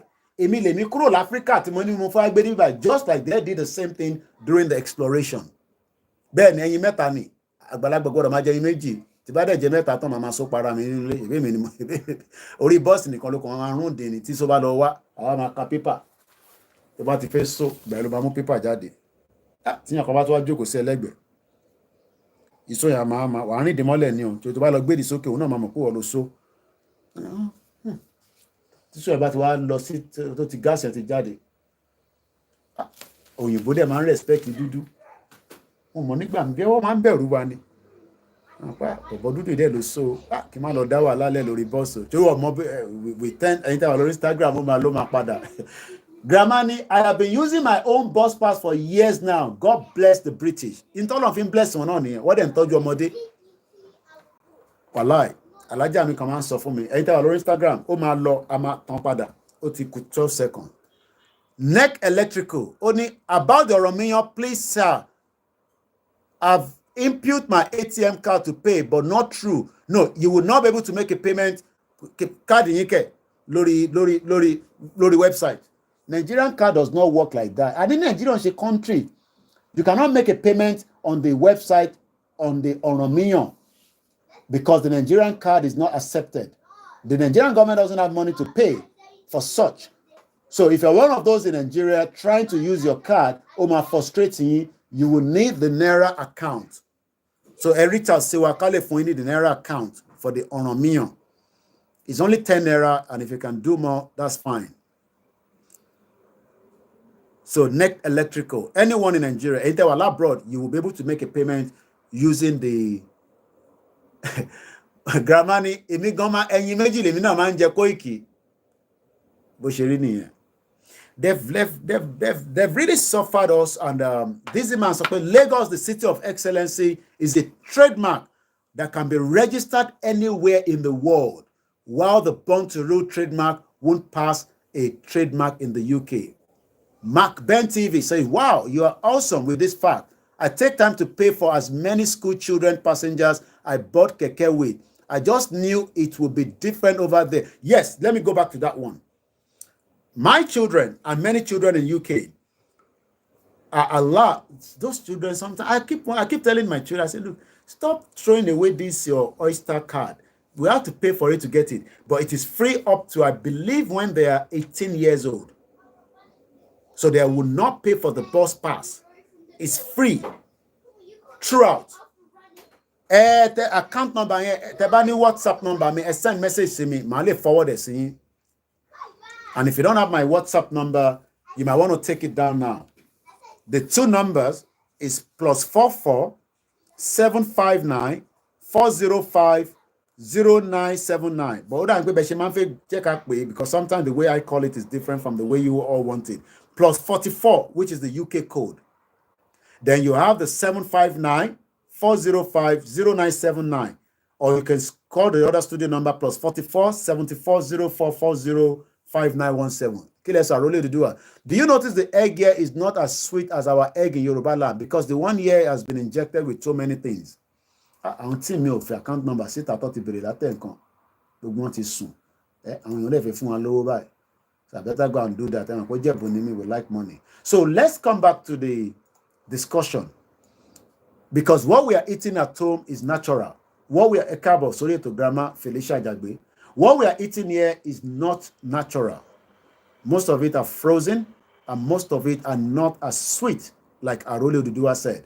What we eat back home is what a Mumbo Prophet Tibetan. And I think I should play that Mumbo or Solawa. So Aliano, sometimes it's very difficult to play things on my TV because my wife said Iletishuna Balemi. So my power neighbors. Let me see if I can get the video I watched from Prophet Tibetan yesterday. If no, Masare Lawasita. Moki Bugwale can see. There is so much that we need to continue to educate our people. Hola for Mexico. Okay, Akel, we want to hola. Agboide. Hola, saludos de Mexico. Thank you so much. Bishop Adesin on it. Nigerian CBN cannot defend Naira in diaspora trade. Something Yoruba nation under the Ruba, under committee management can do in Great Britain. The reason why, your bank card in Nigeria cannot be used here is because, why? Your bank card, Nigerian government cannot guarantee it to make payments. Mo fẹ́ lọ mú ibi tí Bishop Prophet Tibetan sọ̀rọ̀ nípa Nigeria. I watch a lot of things on my YouTube. But the Sherry game àná yẹn sí Portugal to France was a very good one, is it? Eventually, àwọn France yẹn gba penalty, man. God damn it. Mo kí yàwá làwà Kẹ́hìndé ẹ káàbọ̀ sórí ìkànnì wa. Àwọn France yẹn gba penalty. Even the cow meat and the goat meat is different from Nigeria. Ṣé mo pé yàrá ṣe fẹ́ ká gbé ẹran wọlé, ẹ̀yin tẹ́ bá ń gbé ẹran wọlé wà very careful. Cousin mi kan tó ṣẹ̀ dé láìpẹ́, gbogbo ẹran tó gbé wá wọ́n gbà sílẹ̀ ní Heathrow Airport, wọ́n jẹ́ kó gbé wọlé. Wọ́n gba gbogbo ẹ̀ sílẹ̀. Gbogbo ẹ̀ pátápátá ló gbà sílẹ̀. Ibo ni Bishop, ibo ni Prophet Tibetan yẹn wà. Okay, màá lọ wá jáde nísìnyí, màá wá replay. Triple directly. Here the eggs have different types. We have free range làwọn náà máa ń rà, and the organic. So you choose what you want. But organic yẹn wọ́n díẹ̀, but free range yẹn làwọn máa ń jẹ. But ilẹ̀ Yorùbá ní a lot to offer. But many of the Yoruba people seems not to get the message. What they are thinking is that Tabagba Yoruba nation, Koiki ló máa wá jẹ president. No. We are all going to be part of this, country. To my value. Any job is okay. One egg is now 300 naira. So that means pé àgbàlagbà máa jẹ ẹyin mẹ́ta nílé 900 naira. Saheed Balogun mo ṣe rí kọ́mẹ́ǹtì Ajayi Gabriel kí ló ń pa yín lẹ́rìn. Mo ṣe rí àwọn kọ́mẹ́ǹtì tí ní bíbá ẹni. Irú ẹ̀rín wò lélẹ̀ kẹ́. A máa fáyín yín lórí program wa o. Mo kí gbogbo alẹ́ nǹkan sí. Ẹ gbọ́ wọlé share button. So mo fẹ́ play video kan tí Prophet Tibetan orí 12 star ni máa lọ. Ó dà pé yẹn ni ìgbà tí wọ́n àti Àṣàbẹ́ TV tó ti àmọ́ tó ṣẹlẹ̀ láàrin àwọn méjèèjì. So there's a 12 star orí ẹ̀ lọ ti ń ṣe program wọn nísìn. Wọ́n ń pe bọ̀bọ̀ kan ní 12 star TV. Orí ẹ̀ ni Prophet Tibetan. Ó ní kankan tó ṣe ní èyí tí mo gbọ́ last. Mo fẹ́ sáré play fún wa kájọ gbọ́. Kí ni title ẹ̀? Ṣé wọ́n lọ pè ní State of the Nation? I think it's this one. Because it does a lot as well. I think it's State of the Nation. What I'm calling the State of the Nation. How Tinubu government will end State of the Nation. What I'm calling Lele. No, 2 weeks ago, Lele, no. What's she Lele? I just can't wait, no. Number. Moki Bugwale can say, happy Saturday. Òjò ti rọ̀ títí látànà. Ó ti gbé gbogbo ìdààmú àwọn conservative lọ. At least, cut any breathing space there. Now we have a new home secretary, and then he claim asylum. Mo bá yín yọ̀, mo bá yín dúpẹ́. Mo bá yín yọ̀, mo bá yín dúpẹ́. Labour ti fagilé gbogbo ìrùwá. Yes? Everything done ditch. Everything done ditch. What's thing done ditch? It's like when somebody is outside and they want a ding dong ditch. No, don't do anything done ditch. No, I don't want anything done ditch. Don't play the ball. Mike, keep on. It's like that you're looking someone. Okay. Can you the wood gun? Oh, Lele. The wood gun. The what? You want me to get water gun? Yeah, but can you call mom? Okay, we'll get water gun. No, can you call her? And I'm on my program. You're disturbing me. Please. Water program. I'll call her. You want water gun? Yeah, okay. But I've already found one. Okay then, all right. Ẹ jẹ́ ká gbọ́ díẹ̀ nípa tí Prophet Tibetan sọ. State of the nation. Where are we right now? Pẹ̀lú ìjọba Tinubu. Okay, it's still 1 year. It's still very young, but it's still the continuation of the APC government. I'm sure you all know that. And like I said, all our children here have access to free education, but you pay for certain things, but not paying for the school fees. Nobody's paying for school fees. Only if you are going to private university, yes, private schools, you will pay. But if you're going to all the public school in UK, you are not paying, but you would have to pay for the uniform and so many other things as well. My Ben, I hope you are safe whenever you are. Because Mafia lost his life for giving Ramchi the truth. Allah ló ń fi ṣọ́ ẹ̀ṣọ́ wa kò sí wàhálà. Kí ló ṣẹlẹ̀, mama? Mo gbọ́.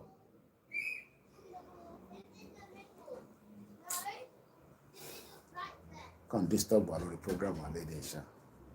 I think I got prophetic that time, remember. Whatever they discuss in the cabinet, they pass it in the night and want to all the Boko Haram members. Even among the police officers, there's Boko Haram. In the soldiers, there's Boko Haram. Then in the postmaster, there's Boko Haram. Among the truck drivers from Kano, there's Boko Haram. America. One of the adults, they win lórí debate. What do you win lórí debate? Ṣé ẹ̀ rántí ọ̀rọ̀ òbí ṣá? Òbí win lórí íńtánẹ́ẹ̀tì ni. Òbí win lórí íńtánẹ́ẹ̀tì bọ̀ kò rí mi tó fún Nàìjíríà. Ó ń kọ́ ọ̀nà íńtánẹ́ẹ̀tì yẹn dọ̀tà bọ̀ táwọn tó wà bẹ̀rẹ̀ sí parẹ́jọ́ èdè ti di àwọn. Àwọn tó vóòtù tó bí lórí íńtánẹ́ẹ̀tì oní Tinubu ò wọlé. Ṣé a rí ìbò yẹn kà? Wọn kò sí sábà. Kéèsì òbí ti wọ sọrí kéèsì. Bẹ́ẹ̀ni àti Àtíkù tó contest lẹ́ẹ̀mẹ́fà tó ti ń dìtẹ̀ káàkiri tó dìtẹ̀ Tinubu. Ẹni tọ́lọ́run dá lẹ́jọ́ tó lóun gbà. Káwọ́ wo ni tó máa gbẹ́jọ́ lọ. Kéèsì Àtíkù ti bọ́ sí sọrí kéèsì. Lórí Nàìjíríà tí Tinubu ṣe wọ́n tó lè ṣe éèdè o. Omi ló fọjọ́ kà lọ, éèdè o. Omi wọ́n gbóògùn fún ilé ìjọba lẹ́kùn ẹ̀sẹ̀. Tinubu ṣe wọ́n tó lè ṣe ó ń ṣe o. Omi ló kọjọ́ kà. Ẹ jẹ́ ká mute eléyìí mọ́ bọ̀. Tinubu thinks that he can fix a system that is dead. And we pity him. Because we told him, we warned him. But our Koiki is good because he will be the last president. That should be our prayers. Nobody should be praying that after Tinubu, we should still have a country called Nigeria. Anybody still praying in that direction, we are all going to be in a big, massive problem. Because the North now realize that, okay, you guys are pushing to break away from Nigeria. When you are not going to, when they are able to come back to power, they will make it very difficult for the breakup of Nigeria. I can assure you that. Woman, make it very, very, very difficult for us to break away from Nigeria if Tinubu does not finish the job. So our prayer should be that President Bola Ahmed Tinubu should complete the task of the breakup of Nigeria so that everybody goes their separate ways. So, but one thing is, it is not going to come without a fight. And what do I mean by the fight is that many people that still want Nigeria to hold, and we're talking about countries that are still having, so much cordial relationship with Nigeria today. So we're going to go back to our discussion because this is almost the last couple of days. Tomorrow we end this topic and then we go into a new topic, which is what Baba Kitoye asked us to do every week. So I'm going to go to our prosperity, the good news from Professor, the guidelines to the prosperity.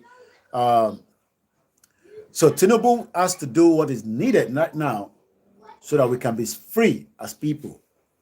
The good news, Path to Prosperity in our Orilede Yoruba by Professor Adebanji Akitoye. So I'm going to read the introduction swiftly again. In the following pages, I try to present the glorious picture of our soon-to-come country, our Orilede Yoruba. I try to describe the dreams that are impelling millions of Yoruba men and women in our countries of the world to engage seriously in the Yoruba self-determination struggle, to come together in countless self-determination organizations and clubs. To keep awake for many hours, night after night, and putting ideas from the disciplines and professionals in writing about our soon-to-come country shall be great, prosperous, and powerful in the world. God Almighty made us Yoruba people a great people of talent, You Innovate. Good afternoon, sir. Mr. Tunde Oladejo Mokindadiwa. Mr. Gutoibo Williams. And many of you that have joined us that are listening quietly.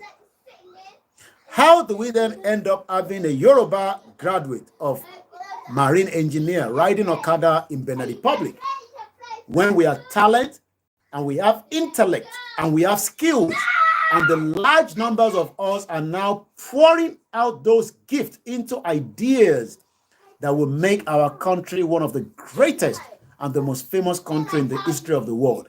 Some might argue that, but Koiki, why don't you think that, or what makes you think that we can never be great people in Nigeria as Yoruba people? We can never be great in the sense that we have people that doesn't have the same ideology with us. We have people that doesn't have the same thing that we want. They're not interested in what we want, and they don't believe in what we believe in. So we are going to continue to have frictions among ourselves. Taba sọ pé A la fẹ́, àwọn máa sọ pé B. Taba ní B la fẹ́, àwọn máa ní no a fẹ́ B. So what we should all be working towards is to have an independent country where we can all demand our intellect to be used for the purpose of mankind and Yoruba people. Stand today, go to all our universities, and you realize that, Mr. Ade Goroye Okpeyemi Adisa, you realize that we have hospitals, Kizi 411, good afternoon, sir. We have hospitals in Yoruba land, and there's nobody manning it because the doctors have all traveled out of Nigeria because Nigeria is not offering them the best. We have nurses that are well trained, but they don't have equipment to work with. So let's go further. So the struggle to come together in a countless self-determination organizations, and we must stay awake night after night, putting ideas. One of the ideas is, how do we get the message of Yoruba Nation to every community in Yoruba land? That is the job of everybody, not just myself. Awepa Furrows, good afternoon, sir. Iṣẹ́ gbogbo wa ni pé ọ̀nà tá a fẹ́ lè ṣe tí ìrìnàjò Yoruba Nation, the message of hope, can get to every community. Kò ní dá fún ẹbí mọ́, ó ní ṣoríire, only your words with so much hate. You know, go better for your papa and your mama. We're talking about our people here. Who cares about Africa? We talk about Yoruba first before Africa. You know, go better for your papa and your mama. Born bastard. And then I be a cool platform. Oloshi. And sort of Yoruba Nation, sort of Africa. Africa ko Africa ni. Adi kakoko yanjú ara wa no. Ẹ fẹ́ yanjú Africa. Problem tó wà ní Africa.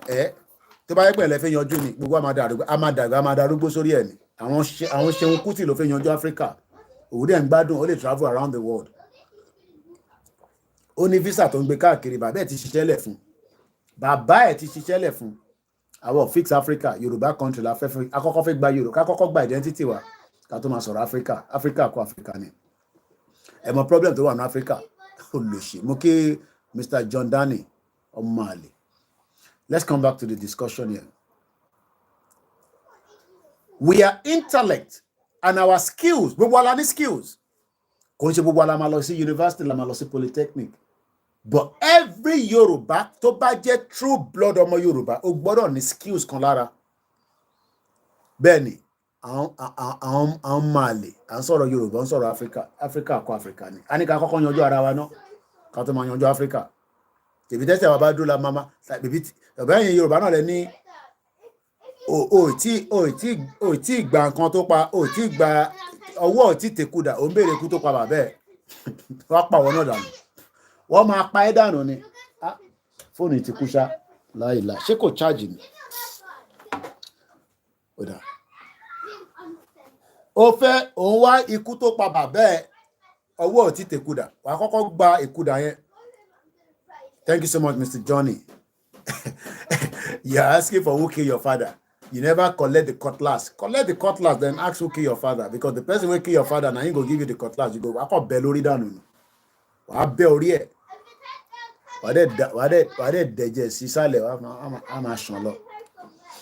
Thank you so much, everyone. So what we are saying is that just for me to explain, how these Babakitoye discussion We all have intellect. We are all skilled people. Skillful, very, very skillful. A Yoruba person back gbé nǹkan dání ó máa ṣe to their best ability. Ó ní bàbá wa kan nígbà tí mo wà ní phase 2. Ata ló máa ń lọ. Àwọn tó wà ní phase 2 lè mọ̀ tí mo ń sọ yìí. Ládé Níjàdélé. I don't know whether he's alive or whether he died long time ago. Mr. Omolaja Rokusumokin láti Badagry. Gbogbo Badagry yẹn, gbogbo bẹ́ẹ̀ ló yẹ kó jẹ́ bí tourism area wa. But unfortunately, àwọn Fúlàní olórí burúkú ló wà ní gbogbo bẹ̀ tán, you know. And many of you don't even understand how painful we have been taken away that Badagry is the point of no return. Nígbà tó ń kó wa lẹ́rú. We are very skillful people.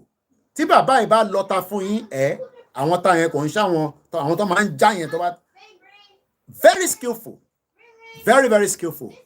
Ẹlòmíì tó bá pọn mọ́ínmọ́ín, àwọn mọ́ínmọ́ín kan wà ẹlẹ́mìí méje ní gbogbo ọ̀nà mọ̀ràn tí àdúgbò yẹn mọ́. Ní ẹ̀ bá ń lọ sí ká tó débi tí àwọn arò Islam wà, because mo ti kúrò létí pẹ́, so I don't have a better one. But láàrin Èkó yẹn, kódà ẹlòmíì máa wá látọ̀nà jíjìn awara mọ́ínmọ́ín yẹn because ó mọ̀ pé mọ́ínmọ́ín yẹn ẹni tó ń ṣe specialist ni. Àwọn ìyá yẹn ti wà lẹ́nu ẹ̀ ti pẹ́ because àwọn náà gba trade yẹn lọ́wọ́ èèyàn kan ni. Ẹni tó ń ta obì lásán á sọ pé obì yìí á fún ẹni definition obì yẹn. We are very, very skillful people. We Yorubas are skillful. But how is it that our skillfulness cannot be utilized on Yoruba land? Tó bá kúrò ní Nigeria, before you know, within 2 years, 3 years,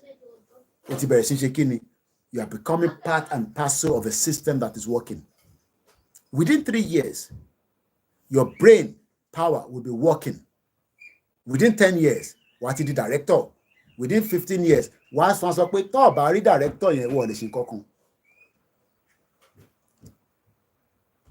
But the fact that we have stayed in Nigeria for too long, ó kọ̀ wá ń pa intellect yẹn mọ́ wa lára.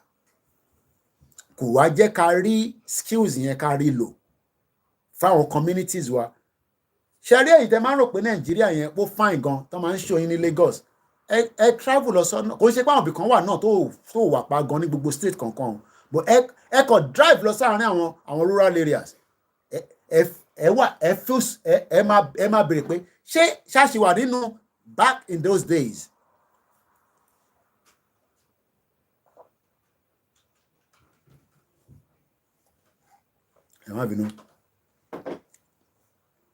A place that they has not developed. I'm not talking about going from Victoria Island. I'm talking about drive into your rural area. You will see that development did touch those areas. Why? It's because if our governors have the iota of truth to develop it, but whatever we develop it, the resources is under the federal government, the fraudulent federal government. And many people have died and have suffered the consequence of lack of development. So what do we need to do? Now, large numbers of us, our tajo wa lórí platform, our believe the way forward now is not to be asking for another renewal of 2027, because some of us at home, as you wò pé tá bá tún ṣe 2027, tó gbé wa dé 2031. So, are you working out that after that 2031, look, Tinubu would vacate that office. Kota lo 16 years. That's even if he has the strength at his age. Àwa gan tá jẹ́ ọ̀dọ́ gan nísìn, gbogbo wa la mọ̀ bí tára wa kù sí lórí age wa. Tinubu age is not on his side anymore. Kò sí ní ọ̀dọ́ mọ́, Tinubu ò ṣe ọ̀dọ́ mọ́, ó ti dàgbà. Whether ó yí age ẹ̀ kò yí age ẹ̀, problem tiẹ̀ nìyẹn, ó ṣe problem tèmi. He has the right to change his age. Problem tiẹ̀, because eléyìí ò charge kìíní dáadáa. Eléyìí ti gùn jù yẹn ló ṣe disconnect Instagram wa. Ẹ má bínú sí mi. So I need to use a smaller cable. Because ìgbà mi àwọn cable yẹn náà, ogun máa ń ní you know, and £1 shop here, fake it for you. I'm not fake in by now. Bombard wa pẹ̀lú gbogbo China product for tó ń kó wọlé tó ní value kankan. So mo kí gbogbo alẹ́ nǹkan sí pé a kú jókòó a dẹ̀ kú ìrìn àjò yìí because ìrìn àjò là ń rìn. Ìrìn àjò yìí lóòótọ́ kò sí bẹ́ẹ̀ ṣe fẹ́ ṣe tí kò ní all kind of manners of different wèrè àtàsínwín. Ilé in charge dáadáa nísìn. Ẹ ká tan Instagram yẹn padà. Wèrè àtàsínwín lájọ ń wà lórí ìrìn àjò yìí. Àwọn kan dẹ̀ wà, what they want is to make sure that Nigerian woman arrested in UK for publicly assaulting another woman. Ó ń lọ ẹ̀wọ̀n nìyẹn, àwọn máa lè bára wọn jà ní London. Á pọ̀ bẹ́ẹ̀. A gbé lọ court, àlọ́yànjú ẹ̀ lọ́hùn. Mo kí gbogbo alẹ́ nǹkan sí pé welcome to our live program. If you are new to this platform, don't come and tell us about how to fix Nigeria. We are not fixing Nigeria. We're talking about how to exit Nigeria. That's what we're talking about on this platform. So when we are looking at everything, 7 ló ṣe lù lọ́dọ̀ tiwa, just like lọ́dọ̀ tí yín náà, the day is still very bright. 7 ni o, òrùn tẹ́ ìrìn tó ń ràn yín, aago méje àbọ̀, àbí aago méje rather. Mo kí ìyá tó bí mi lọ́mọ, mo kí gbogbo ẹ̀yin èèyàn wa. Thank you so much, those of you that are listening to us on all the platforms. It doesn't matter. Okay, sure, we're on. We're still live on the Twitter space. Thank you so much, Olaniran Don. And you Lori Mixelar, Muki, Ogumolani. Nigerian coffin is ready this year, and we must make sure we bury it. But to bury it, it needs. Yami beauty amakwe Muki my cousin. Aku weekend ima. Eba nka won mo àtàwọn ọmọ mo kí gbogbo alẹ́ nǹkan sí. So what we are doing right now in this struggle is that not yet. We are putting all our efforts, all our skills, all our ideas, we are pouring it. Sanki Moki Baba Olubayo Elegbede Moki Ekabosa. Joseph K. She assaulted her husband side chick. Ní London. Linda now. She gonna yami beauty amokwe. Ani wa intima. Quadruti Koikimedia. Àti gbogbo our media to ku. One woman tí mo sọ̀rọ̀ lẹ́yìn kan pé ó assault husband side chick. Only one here. Don't touch anybody in this country. This place not be Nigeria. Oko elo ma bá sọ̀rọ̀. Kò sí tó kan side chick. Olo assault a side chick. And I was telling you also about a particular sister as well that she's going to the prison now because ọkùnrin tó náà jọ ń ṣe boyfriend girlfriend on order ẹrù sínú ilé ẹ̀. Yeah, why not? Èmi náà need the crypt mi lè máa fi panu. So where we are right now, Bishop ẹjọ tẹ́ bá ní time a máa pè nǹkan tó parí program yìí ká lè gbọ́rọ̀ lẹ́nu yín. Mo kí gbogbo wa lẹ́ẹ̀kan sí. Why we must continue education of Yoruba nation. But that education is not penetrating into Yoruba land. And it's a deliberate act. Ojekawon governors were, thank you so much, Life Plus, say, enjoying you live from New York. Wow, I hope you're, phone you charge right out to cool. My feel could charge it there. Oti 0%. So I just could charge it there. Thank you so much from New York. I've never been to America. I can't wait to come to America. New York City. The town that doesn't go to bed. I'm on Chifaji 24/7, but they pay tax and it's not cheap to live in New York. I believe it's expensive to live in New York. So thank you so much, sir. And thank you so much to our listeners that are non-Nigerians, but they're trying to figure out what is going on in Nigeria. There's a lot of madness going on in Nigeria. Right now, the Fulani terrorists have invaded every part of Nigeria. They want to kill us. They want to convert the Christian to Muslim by force. They want to make sure that our lives remain unbearable. And we must get the hell out. Life Plus says, Sunday Igboho was my personal friend in Ibadan. Okay. Wow. We love Chief and we must protect the actor. Because the moment the actor is no longer in the movie, that is the end of the movie. Let's come back to our discussion here. In a movement where we are doing right now, the first thing is that people that saw us at the beginning saw us like maybe some other kind of tout. Oh, how this one they talk like this? You can't be talking like this to people. Look, you will not get Yoruba Nation if you're in that kind of, you want it perfect. We must put everything inside. The only thing that we have not put inside this movement is violence. And I can hold my chest and say that clearly. We have not involved or put violence in it. And nobody can come out and give any evidence to say, oh, Yoruba people that have started Yoruba Nation campaign, the movement, even in the midst of people thinking that we will push a bit of violence into it, we've never. Because we have a father that knows that we can do it. It has been done. Wete. Whatever led to the wete. We know what happened. But our wete. So what we are doing rather than wete is educating more people on all the reasons in the world why Yoruba should leave Nigeria. God will surely protect our CSI. Reflect on, because sometimes you don't know when people are watching, and because I'm not in a confined place. It's an open place, and sometimes there's all kind of noise filtering through. So our father, both of them, said this would not be in a violent way, but rather in an intellectual discussion, in an intellectual debate. Thank you so much for watching me all the way from Washington, D.C. Babawa John Dada.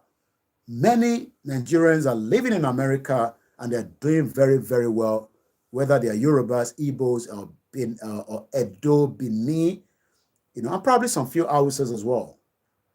So where we are right now is that a lot of the intellectual and other efforts by our people come to me as a father of our self-determination struggle. Mr. Akinwale Ishola Mokibu were in grandpapa, and I thought they were in their 70s. They've expected so much out of Nigeria, but Nigeria failed to deliver. I think some of us need to understand that. Do you know that there are some of our fathers that they ever been your charger king be so really none? Because earlier forky phone tafin charge koloku mo wa lenu nígbà tá sí ní Nigeria ni wọ́n níná. Àwọn tó dẹ̀ níná wọ́n ní ṣe ni owó tó ń charge àwọn. Níbo ni wọ́n wà tó wọlé látàn nǹkan kí ló ṣẹlẹ̀. Nbo má bínú. Ó yá náà wọlé síbẹ̀. Mo kí gbogbo èèyàn wa tẹ́ wà lórí ìjókòó. I am talking to people that have looked to Nigeria, and they were hoping that this country should have given us joy. People that were looking up to Nigeria from the 60s, the 70s, all of a sudden everything just bakala. Nigeria. How did Nigeria go to this mess? It's because we were never one. Mr. Sharpboy, Mr. Mark, Jamel, good afternoon to all my sisters and our mothers on the live program. We were all hoping for the best out of Nigeria, but Nigeria was never hoping for the best for us. So Baba Akintoye now produced what we called a kind of a manifesto, 95-page document. You can find it on the Koikimedia.com or the new channel called the Koikimedia International News.com, which is where we are producing our news outlet on a daily basis. So what Baba Akintoye did was to put together some kind of document. Because many of you say Dukwani has some document that she took to United Nations. Yet, United Nations could not even talk about all the shenanigans that she was doing and the lies. So Baba Akintoye came up with this document, which I printed out. Because as a journalist, we love to have the... I'm going to turn on anything. It looks like it's getting a little bit dark. Oh, no, right? Oh, no, so Baba Akintoye gave us something to work with. Some of you will not have the time, okay, Mr. Sharpboy, to go and read it. So what we have done in this platform in the last 6 weeks, as we go into the 7th week, is to discuss everything in this document called The Good News, Path to Prosperity. There is no country in the world today that will not... the UK new government has document on how and what they will do for the next 4 or 5 years as the new government in place. I'm talking about the Labour Party. So Baba Akintoye putting down these. Document. Something like this to work with that I can feel, I can touch. She was just a liar, disturbing us and saying she has got a country for us. We should be Joe. We should be dancing. We should not even worry about anything, that the country is already in existence. And I'm asking people, are you normal? Are you guys normal? You're not normal, because if you're normal, you will know that in the world today, if you say you have given country, the United Nations should be able to tell me by going to their website, and I can put information now on a hard copy or what is called PDF. But Wale Ali kò lọ sí school. Okay, agreed. But what in Beni lo yìnbó ní Santi Péjọ mẹ́ta, ó jókòó sórí YouTube. We have got Yoruba nation. Àti gba Yoruba country. Ẹ máa jó, ẹ máa yọ̀. And Yoruba people believe that nonsense without even a document of... This is a document. Maybe some of you don't know what is a document. Cherry, I printed this out on my printer in the house. Ó wà lórí PDF. Tẹ́ bá fẹ́ kakini, ẹ lọ sórí Koikimedia International News, all one word.com or koikimedia.com. International news, there's a page there I put as Yoruba people. Click on it. This is what you will find. This Benny Arole Odudua Eshwalori program. Dupe started telling us only blueprint. This is not even the first one that Baba Akintoye will be putting out. There's another one that Baba Akintoye put out, which is out there. So the lies that many of us believe from the nonsense with this kind of woman is because people wanted a country, but yet they did not understand what the input has to be. Mukiya Ibeni Sonkini YouTube country. Dash me your moke.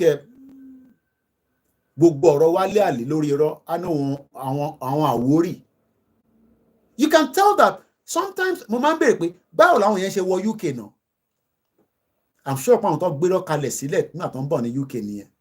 because you live in a country like UK where even the UK government, as I have it here in the paper that I showed us and I've been showing us for some days now.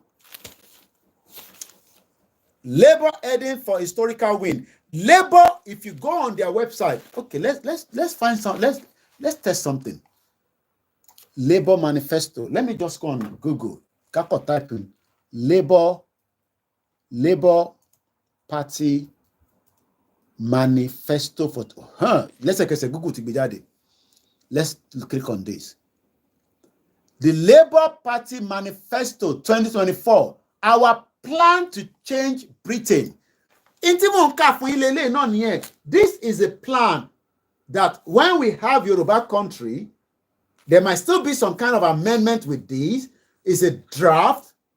Draft regional government. This is like something similar, explaining detail by detail what we have to do when we get to the country called Yoruba Nation. Mr. Yusuf Tunde Mokinyi. This is the Labour Party, and I'll share the link. I want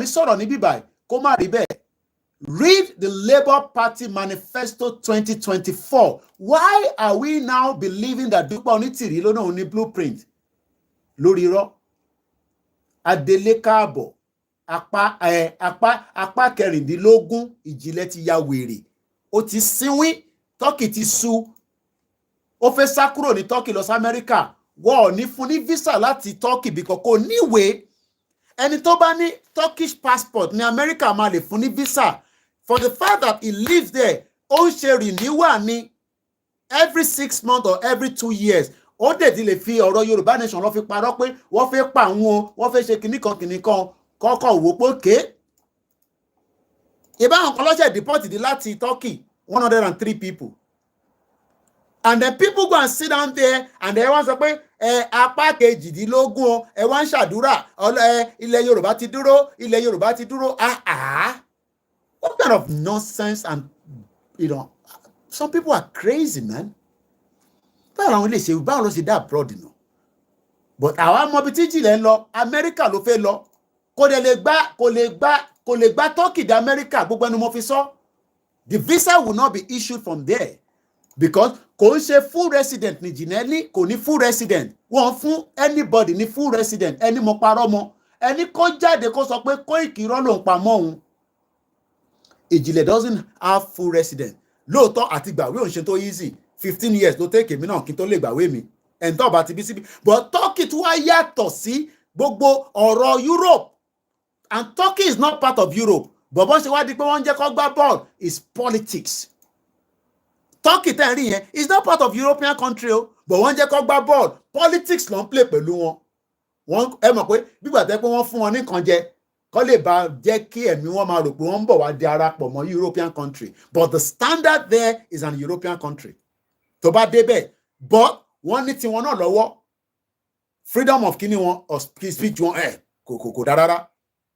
So the fact that when somebody says that àtìgbà country ẹ wá ń jókòó ẹ wá ní ìlú wa apá kejì à ń ṣàdélé à ń ṣe kíní kan ẹ ń ṣí èrè ni ẹ̀yin tẹ́ lọ ń support nonsense yẹn ẹ rẹ̀ wá lámẹ́ báwo làwọn yẹn ṣe dé America gan sef how did you get to America ẹ̀yin wèrè báwo lè ṣe wọ America how did people get to America ṣé tígbà tí Joe Biden fẹ́ campaign nísìn ṣé ó kàn sọ fún yín pé ìlú wa o apá kejì o lórí YouTube kò fún yín ní paperwork báyìí bíyàn bá tẹ̀ ra nǹkan tuntun gan sef ó máa ń ní document nínú tó bá ra brand ní kò ń ṣe second hand gan sef wọ́n máa sọ fún ẹ pé ó ní 90 days how are Yoruba people mad like this tó máa ń pẹ́ ṣí èrè kò ń ṣẹ̀yìn tiwa o àwọn tó ń tẹ̀lé dúpọ̀ ní ẹ ti ń ṣí èrè wèrè wà lórí yín ẹ wá jókòó apá kílẹ̀ pẹ̀lẹ́ nǹkan ìgbọ́n mi mo fẹ́ lọ ka kọ́mẹ́ǹtì kílẹ̀ pẹ̀lẹ́ nǹkan yẹn àrólé òjìdílẹ̀ wọ́n ní adélé káàbọ̀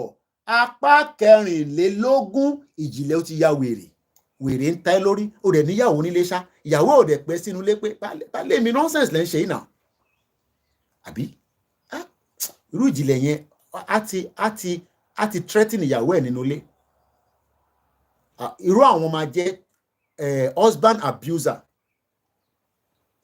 TJ ni it's beyond human imagination how they all got visa to the countries they reside. Kátẹ̀ sọ pé Turkey yẹn àwọn tó wà l'Amẹ́ríkà àti UK ńkọ́ àwọn kan náà wà ní Canada àwọn bàbá wa kan tájọ́ ń ṣe Yorùbá nation kátẹ̀ sọ pé àwọn bàbá yẹn ti dàgbà kòkòrò ti wà lórí wọn. Tẹ́ bá lọ sórí channel ìjìnlẹ̀ nísìn jágbajàgba jogbo ẹ jẹ́ kákọ̀ gbọ́ kan tán sọ ẹ kọ́ máa wonder pé ṣé àwọn people normal ṣe ẹ normal ṣá ẹ wá jókòó ẹni tó pẹ́ ti gba country apá kejìdínlógún wèrè wà lórí yín mò ń bọ̀ ẹ̀gbọ́n nǹkan tó ń sọ lórí channel wọn nísìn it is madness ìlú Ìbàdàn ẹ̀kí adélé káàbọ̀ apá ìkẹtàdínlọ́dọ̀ wá and 179 people are watching it. Ibi tá ti ń sọ correct 134 people wò wá. You can see that we are dealing with madness. Ẹ̀kẹ́ adélé yìí káàbọ̀ apá kẹrìnlé nothing. Bàbá kan wá jókòó at 89.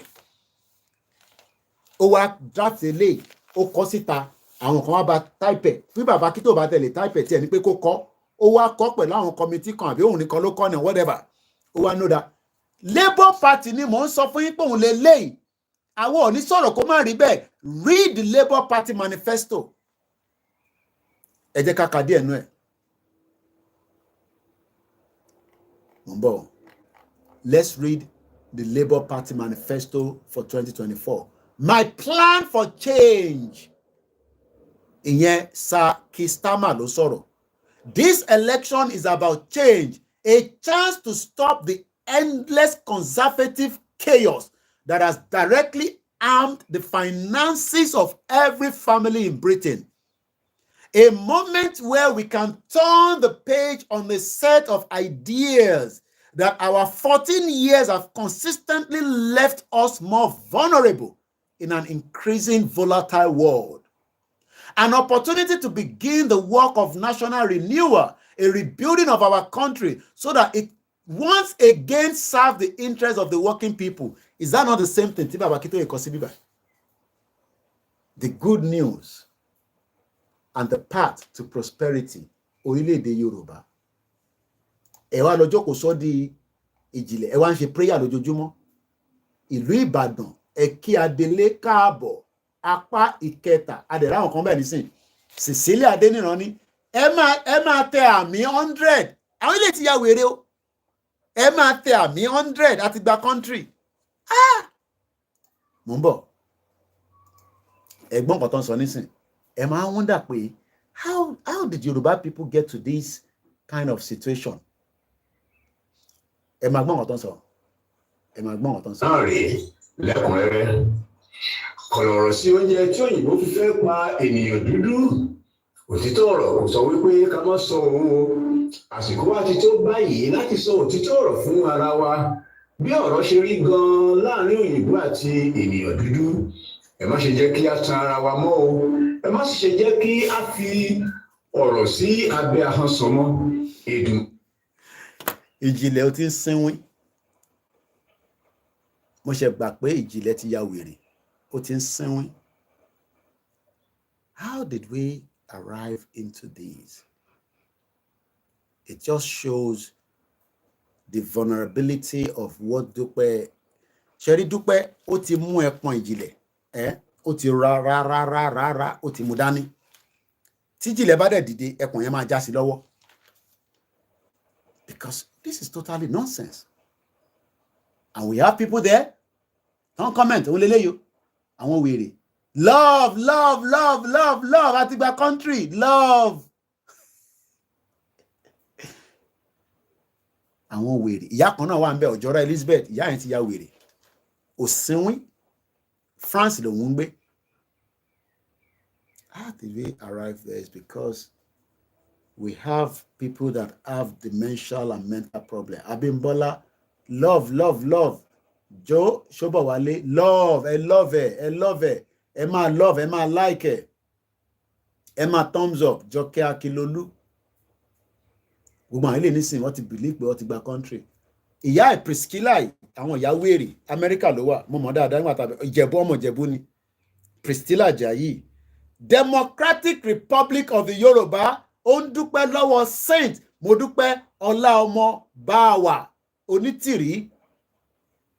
Priscilla Ajayi mo mọ̀ ìyá ẹ̀ dáadáa nígbà tàbí bẹ̀rẹ̀ Yorùbá Nation. Amẹ́ríkà ni ìyá yẹn wà. Ó ní kó máa dúpẹ́ pé Democratic Republic of Yoruba. Ó dẹ̀ jókòó sí Amẹ́ríkà. So you can see that we are dealing with many problems. But ìyẹn wá stop with táwọn ṣe lọ lọ́wọ́lọ́wọ́ to push and continue to educate our people on the true path. And one day, they would eventually, Moki Jesu nìkan lọ́ba, ó ní ìjìnlẹ̀ tí ń sínwín tipẹ́tipẹ́. Bàbá mi Adéyẹmí ní, they are not normal people. Don Calvin ní ìjìnlẹ̀ is a madman. Jimoh Razak ní is on colos. Agbajewa sí ní crazy Adele set of people. Moki brother mi Sikiru Adewale. Oni Koiki, kudos to you, Baba. Many bastards betray Yoruba didn't know that the shit old world are waiting to witness the glory of the world are waiting for our glory, our talent. That's Ibuyo. Tokyo _7 those Yoruba that listen to them need mental health checkup. àwọn dancing. We're talking about, I just told you about the brief of what manifesto. It's almost the same thing, Babako. 95 page.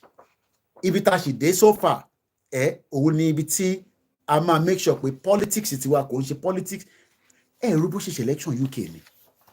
Ṣé mo wá lọ dìbò níjọ́ Thursday? We went to vote on Thursday at 7 a.m. to 10 p.m. By 5 a.m. in the morning of Friday, we knew who was the next Prime Minister of UK. Kò sẹ́ni tó gúnra wọn, kò sẹ́ni tó para wọn. People that are in it, the weather in diaspora is affecting them. How they got into that, orogun yẹn ṣe. So we are just about, because I might want to love to come back out later in the night, probably after 12 we say. So Atishe, 2 hours, 37 minutes. I will not let it go more than the 3 hours so that we can have more time to come out again. Akin Games, shout out to you. How do you convince people that I take back country? Because if you are telling them I take back country, I'm say take back country. I want to declare, I want to Ọlọ́run ti bá wọn ṣe, dúpẹ́ ti gba Yorùbá nation fáwọn. But any kí dúpẹ́ fún wọn ní one form of document. Wọ́n rí gbé jáde. Rí gbé jáde. Unbelievable. So let me just, before we end this program, in its totality, this manifesto from those of us who are fighting for our sovereign Yoruba nation, àwa tá ń jìjà pé ká gba Yoruba country, tá wà lẹ́nu ìrìn àjò yẹn, ẹ ṣé gan-an ẹ̀gbọ́n mi Àrólé Odùduwà. Àwa tá ń gbìyànjú by coming out, èyí tẹ́ ń ra data àtàwọn governors wa tó ń gbọ́ tọkàn sọ pé ẹ̀yà ọmọ yẹn ẹ jẹ́ ká túbọ̀ make sure pé a rí owó díẹ̀ gbà lọ́wọ́ Nàìjíríà bí wọ́n fẹ́ rówó gbà sí ni bí wọ́n nísìn tí Tinubu ti wà níbẹ̀ bóyá wọ́n fẹ́ fi prepare ground gbogbo tí Tinubu bá lè fi ṣe tá fi lọ, we will be happy. Kò mí pé torí pa disagree pẹ̀lú ẹ̀, if he can push it kó knock Nàìjíríà délẹ̀. Mo dẹ̀ ti sọ fún Tinubu pé ẹ sọ fún pé put the military into 3, gbé àfù fún àwa, gbé àfù fún north, gbé àfù fún àwọn ilẹ̀ Ìgbò sí ọ̀dọ̀ tiwọn náà, so that tí wàhálà bá tẹ̀ dé, we have something to fall back on. Kò sẹ́ni tó máa intimidate ara wọn. Bàbá mi Bámidélé ní Mr. Koiki, British know us more than ourselves. They know that what we can do in the future, and that is why they are holding that future. Ìyẹn lọ sí fẹ́ yẹ kí future yẹn pé ká débi tá máa dé. Àwa la máa wá disagree pẹ̀lú wọn pé no, we want a better future, not the one that we find ourselves in right now. And that is why Baba Akintoye says that we should push sleepless night. Èyí tẹ́ ń ra data, àwa tá ń ṣe náà lórí ìjókòó back to back. Inú ẹ̀ náà a máa ṣẹ̀fẹ̀, inú ẹ̀ náà a máa serious, inú ẹ̀ náà a dàbí pé àbí Koiki ti fẹ́ bẹ̀rẹ̀ wàhálà ìjà yẹn. Gbogbo ẹ̀ náà ló máa wà ní. Gbogbo nǹkan ló máa wà involved. But one thing we got to say is that nobody can still come out and say Yoruba nation has brought havoc on our people. Nobody. Ẹni tó bá jáde tó sọ pé ẹ̀yin tẹ́ ń ṣe Yoruba nation yẹn, ẹ̀yin lẹ́ ń create havoc tó ń bẹ nílẹ̀ Yorùbá lẹ́nìí, á jẹ́ pé irọ́ lẹ̀ ń pa. It's because you don't like me personally, or because you do not agree with Igboho, or it's because you don't just prefer that Baba Akintoye ló run it. Some prefer that àwọn làwọn máa run it. I'm not joking. Àwa mọ̀ wọ́n. Àmọ́ bí tó ń kó wa lọ. We know them. Àwọn kan jókòó sí abroad láti jọ láti bẹ̀rẹ̀ Yorùbá nation. Wọ́n ti ra ticket pé kó lọ lé kó wá bá yín pé ká jọ ṣe Yorùbá nation yẹn.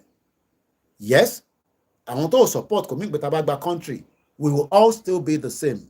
Then it's in the M1, only the final solution. So as I'm wrapping up the program, hopefully Bishop will join us tabak pada walale, because phone here could charge that ma je ko charge kin to pada walale lagbara Ọlọ́run. Let us remain focused and let us not be distracted. Yes, there's so much anger, hungry. Àwọn kan náà fẹ́ jáde, àwọn máa protest against EFCC. Problem tó ń ṣàwa kò ń ṣe EFCC. Àwọn kan náà máa ní Tinubu, ṣé wọ́n náà tó ní Tinubu must go. okay, Tinubu bá go, ta ló máa wá? Because I'm trying to figure out that when people say Tinubu must go, okay, maybe that will bring that revolution. Don't sọ̀rọ̀ lé lórí. Mo fẹ́ wẹ́n tó ń pè mí. Tó bá yẹ pé bishop now pick it up. But phone yẹn ṣì ń boot. Mo fẹ́ máa sọ pé time báyìí ni máa padà wá because tí bá lọ padà wá, kẹ́ máa hold me responsible. Tí bá ti padà wá náà ni. Ẹni tó bá wo live, ẹ máa wò níjọ́ kejì. Ta ló ń pè? Okay, no, ẹni ilé lè fi dá sí program. Ẹ yẹ kí n kọ́kọ́ sáré pé wọ́n padà nù. Ó fi jọ nọ́mbà bishop. Bishop lẹ múra bí àwọn tó ń lọ sí cowboy yìí. Bishop, kí ló dé bishop? Ẹni dínà pẹ̀lú ìyàwó yín ni. Gbogbo ẹ̀ ló ráhùn báyìí. Kí ló ẹ máa mo máa ṣé yan màá nímọ̀ pé bishop máa ní tẹ́lẹ̀ ti transform rẹpẹtẹ báyìí kí ló dé?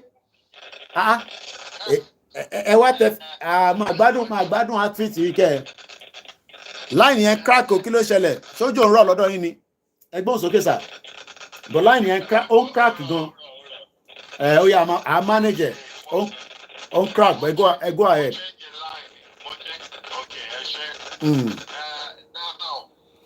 Màá tọ speaker yẹn so kó lè bá loud dáadáa so in case tẹ́ ẹ bá gbọ́ mi dáadáa mọ́ speaker ẹ̀yin ẹ máa ṣàṣọ̀rọ̀ lọ. Mo fẹ́ connect mọ́ speaker. Okay. Now, kò sí bá ṣe máa ṣe ebolo tí ò ní rò pẹ́. So, bá ṣe máa expect wípé 100% gbogbo àwọn ọmọ Yorùbá orí wọn máa pé. Ọlọ́run ò dá wa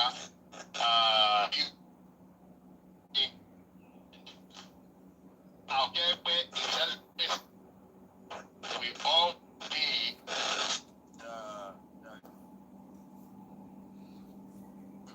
and show others direction. So that is it. That's why from generation to generation family have that genetics of intelligence to rule and lead people properly. Kò ṣe àwọn tó ń jọba sí tó ń fowó jọba tó ń pọlọwọ pé o. So it was a case system. They call it case system where ìdílé ọba leadership. They train them like that. Right from the time they were born, they instill that discipline into them, not to be selfish, but to always sacrifice for the people. And ní ìdílé àwọn oníṣòwò, àwọn that is what they call the word of because it has to do with entrepreneurship or market. They are talking about eco market. Ijebu market. So Opu has to do with market or entrepreneurship. But it is from that word they borrow and call a dirty person Opu. They are trying to be euphemistic. The line is not very clear.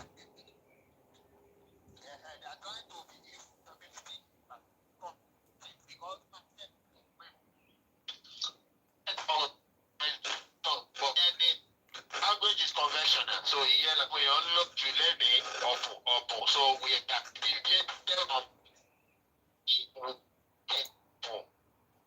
taking the word of to aspect because market is always dirty. And that's what about Ìjẹ̀ṣà one kilo Ìjẹ̀ṣà òṣèré onílẹ̀ odò ọmọ ọ̀gbẹ̀mí wá ní Opu ọjà ọ̀pàṣẹ ọwọ́jà.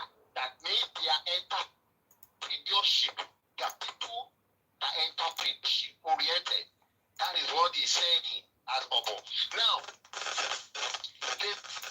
talking about your nation, now,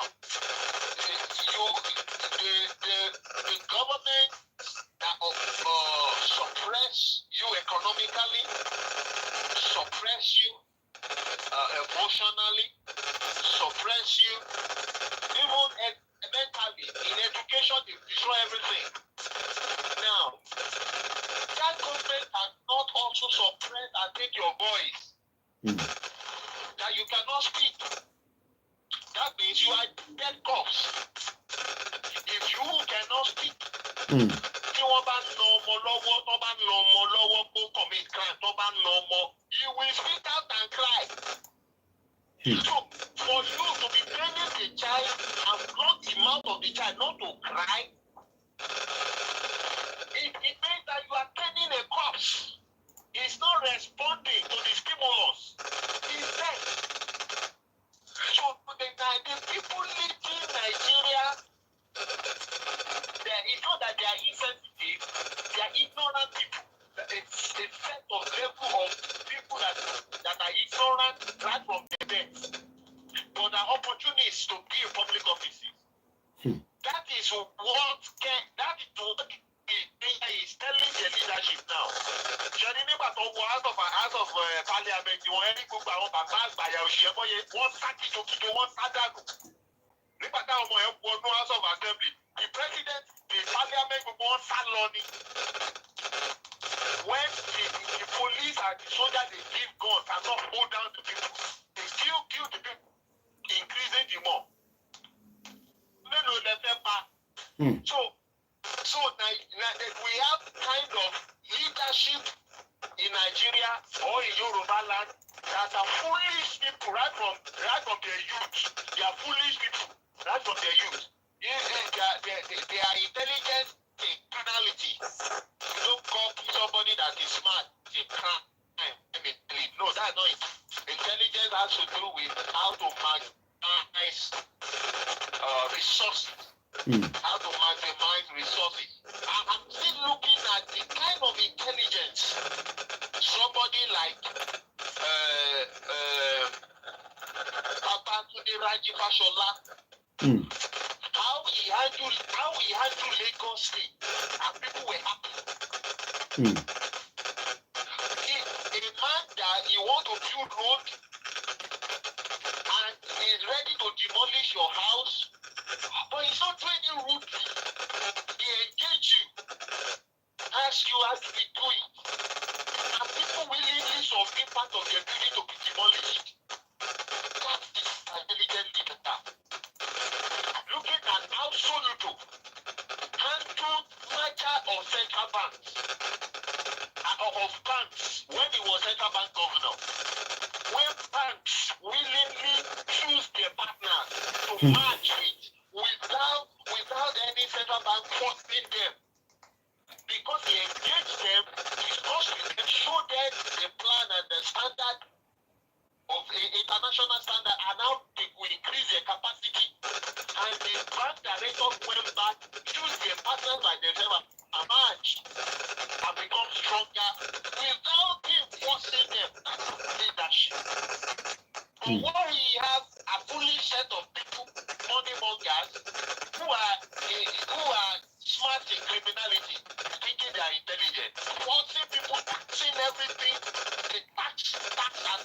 There is a company now in Alimosho here, they produce plates.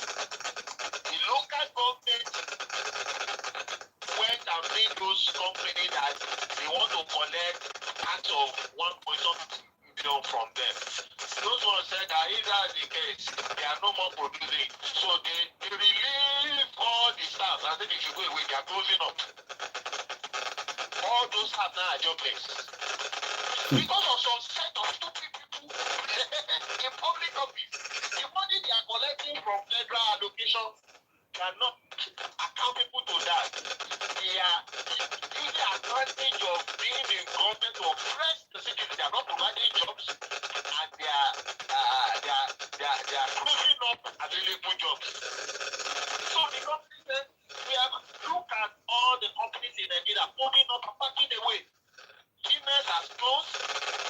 Now you cannot drink. Before Nigeria, you drink Guinness. They have small stout, big stout.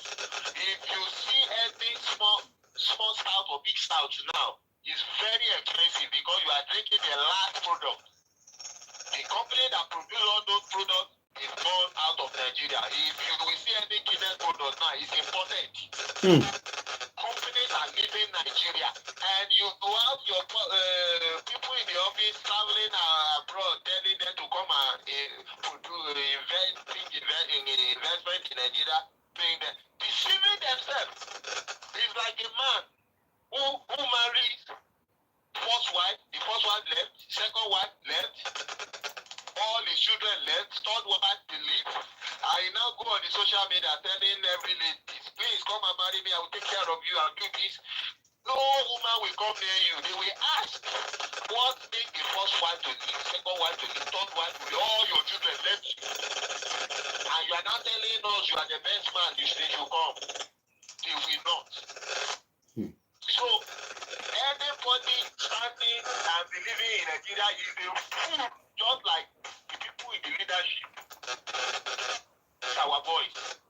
And because you are in something, nothing that you should to power. Tó bá fẹ́ kí Ọlọ́run àrá kó sọ́ta ẹni níbi tó bá wà. You our voice. Let me tell you, Jesus is a tough man. Koiki, are you hearing me? Loud and clear. We can hear you, sir. Jesus he's a tough man. Forget the fact that he surrendered himself to be killed. That has to do with spiritual or something. That is a sacrifice that he felt he should do. But as a person, he's a tough man. There was a time when within 6 months, and somebody came to meet him where he was sitting down with him and said, Sir, Rabbi, please, you have to leave Judea now and escape to another place. King Herod is looking to take away your life, that the people, you have hijacked the people away from the government to yourself. Do you know what Jesus told him? We're listening. Jesus said, go and tell that fox that I'm here today healing. The first day, raising the dead. The second day, performing miracle. And on the third day, I will perfect it. Jesus said, go and tell the fox. He is calling the king a fox. I mean, the person that talks like that is not a coward. That's Jesus. So don't say a religious person shouldn't talk like that. You are mad. You are mad because you edited to on the show. Benny. You have nothing to fear. The Bible said the righteous man is as bold as a lion. Where is your boldness? If not that you have lost your stand in the presence of God. If you have the right standing in the presence of God, you will talk tough to power. These people are cowards. All politicians are not, they are cowards. They can't stand the truth. They breathe by compromising you. And when you compromise, you have no standing before God. You are just like them. You are just like them. And I think we said it among the Christian organization and so that all these offerings, tithe and everything you collect in church now, reduce it. If not, stop collecting any offering from the people. This time, the money that comes to the church is not for the pastor.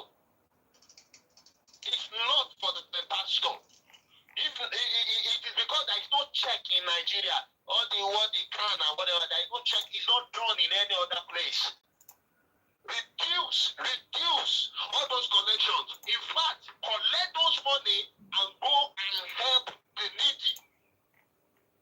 Because that's the purpose of the offering, to help the poor, the orphans, and the widows. The one that the people in the church that are not working, that are surrendered themselves hopefully to the work of God, then they can manage the rest for themselves. Yeah, that's just it. But it's not that everything should now be self. That is what is written in the book of Malachi. What happened in the land of Judea. And he said, bring all the tithe. He is not talking to the people. He's talking to the Levite, the people in the presence of God themselves. Bring all the tithe and offering to my house. If I will not open the window of heaven, because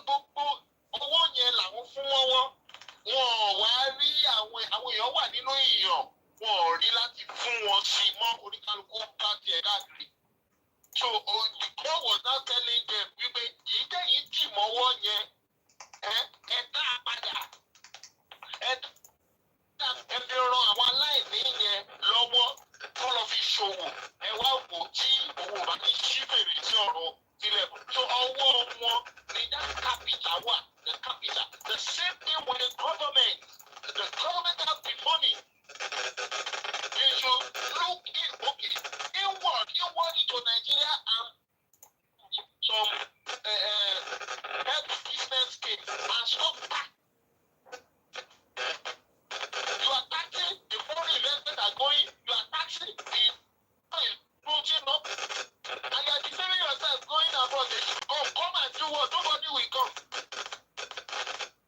So very sensitive and unexperienced people managing the affairs of Nigeria, and see, they have a lot of ways to make money. Like Niara at all.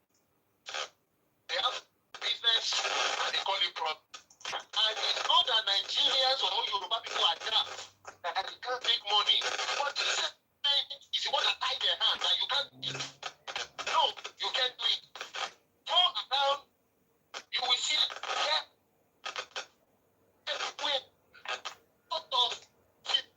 everywhere. Local governments, if they don't have any resources, look at the site that will want to manage local governments that will be doing refuge management and go and put money and buy those vehicles, go and get a site for recycling or burning or whatever. And every house always have refuse to dispose. And employ a lot of investors who want to be driving logistics, refuse packing. And have agreement with them, every houses will be paying per month to this refuse.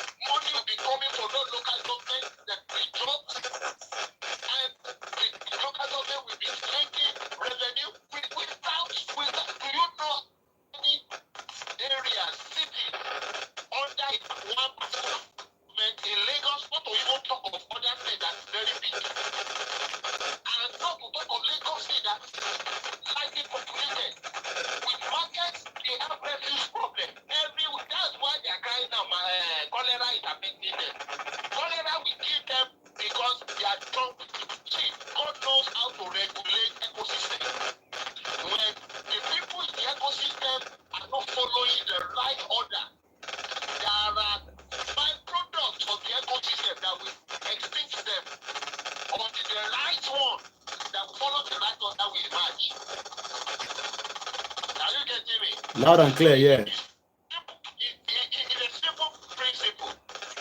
All of them hands down, oppressing and taxing, encouraging the people, and at the same time opening their mouths to collect from the federal system. Now that federal law, I won't call it federal, unitary law. That unitary law Nigeria is practicing is the problem of Nigeria. Not true. If we take that law as a orientation, we orientate for our people to know that it is responsible to do things. Those of you on the mixer, we have 33 seconds left on that platform. For them to know. Why did they put everything It's on not the somebody that will do things for them. Another issue is security issue. Security issue. Why waiting for government to protect you? Egypt, I think 2 or 3 weeks, I think I have now. Tinubu has ordered all the local kings to institute that. Maybe they've heard of what the structure that we gave in Yoruba nation this thing. Tinubu have ordered that kings to arrange 2 or 3 streets in an environment. One Yoruba or a coordinator. That is a CDA. It's a CDA. It's properly managed. One man needs security. One man needs security. 3 streets can come. Only landlord chairman. Gbogbo wọn ló máa wá náà máa ṣe meeting pẹ̀lú leader yẹn. Tọ́ba dẹ̀ ti ṣe meeting, wọ́n máa san owó security every month. Wọ́n ti lè sọ wọ́n sì di àbá ògbé tẹ̀. Security for 1 street, 2 in the morning, 2 in the night. Honestly, well, I will in Lagos, they do gates. So security is well done. It's not gone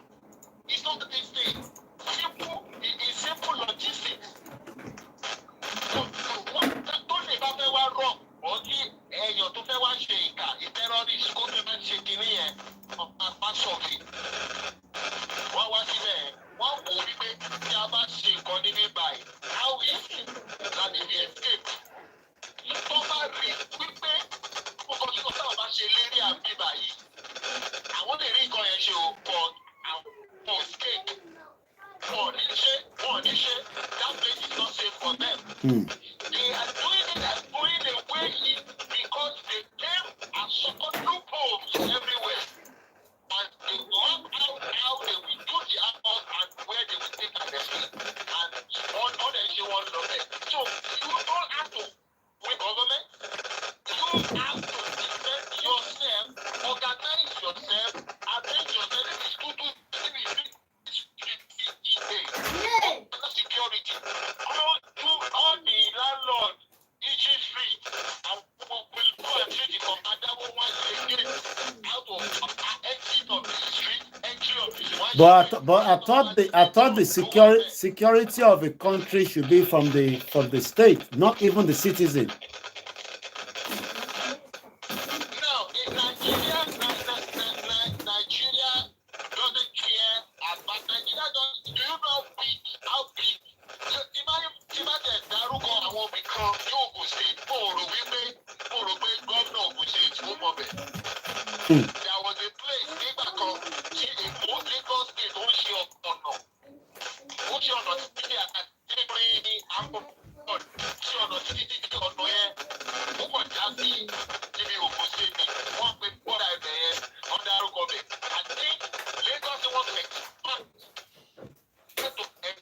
to that place. So, who has the governor of the state? There is a place called so. People so money for that is territory. Ogunde governor doesn't say Ogunde, but don't get very. Lagos is on the border. What's a bridge? What's on the water? What that is on the end of that some water. I want another government roll out the law of Lagos. No. Also, I don't believe that. People go to but this year is on the one thing. Lagos is coming back over. See, that you government, these people in government are not intelligent and serious people like that. And if they make it be one, you have the right to defend yourself. How many police in Nigeria are there? But if you focus on Nigeria, we are protecting ourselves. It's a simple thing. How much will a house contribute in a month? And security. It's a great job. And the people you employ, you know them. Not bring outside that be given intelligence to our to my partner. You know them and you train them well. So these are very simple things to manage by ourselves. Government starts from your house to your street, from your street to your community, from your community to your locality, from your town or your city. Before you talk of government parastatal like local government and all that, Tabaka Yoruba nation, Lama Parabate to everything, but while we are still modular under Nigeria, we can still take charge. That's what they call it, to take charge. We take charge of ourselves. Then when we take charge of ourselves, we don't have problem with all these the same thing go with economical structure. We in RB Virtual Bank Transacting Yoruba, we are doing a lot in Lagos concerning the economical aspect. Okay. We are going to the grassroots, every local government in Lagos State, grassroots. We are offering startup business.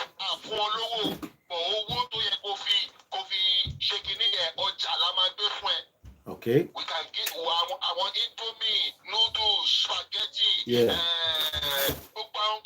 worth of 50,000 naira. Okay. That's good. Before you know it, you can now raise money to buy any lower price because we have partnership with the factories that produce all those foods and provisions. Okay, that's good. And we are doing that from the from the Yoruba nation perspective. There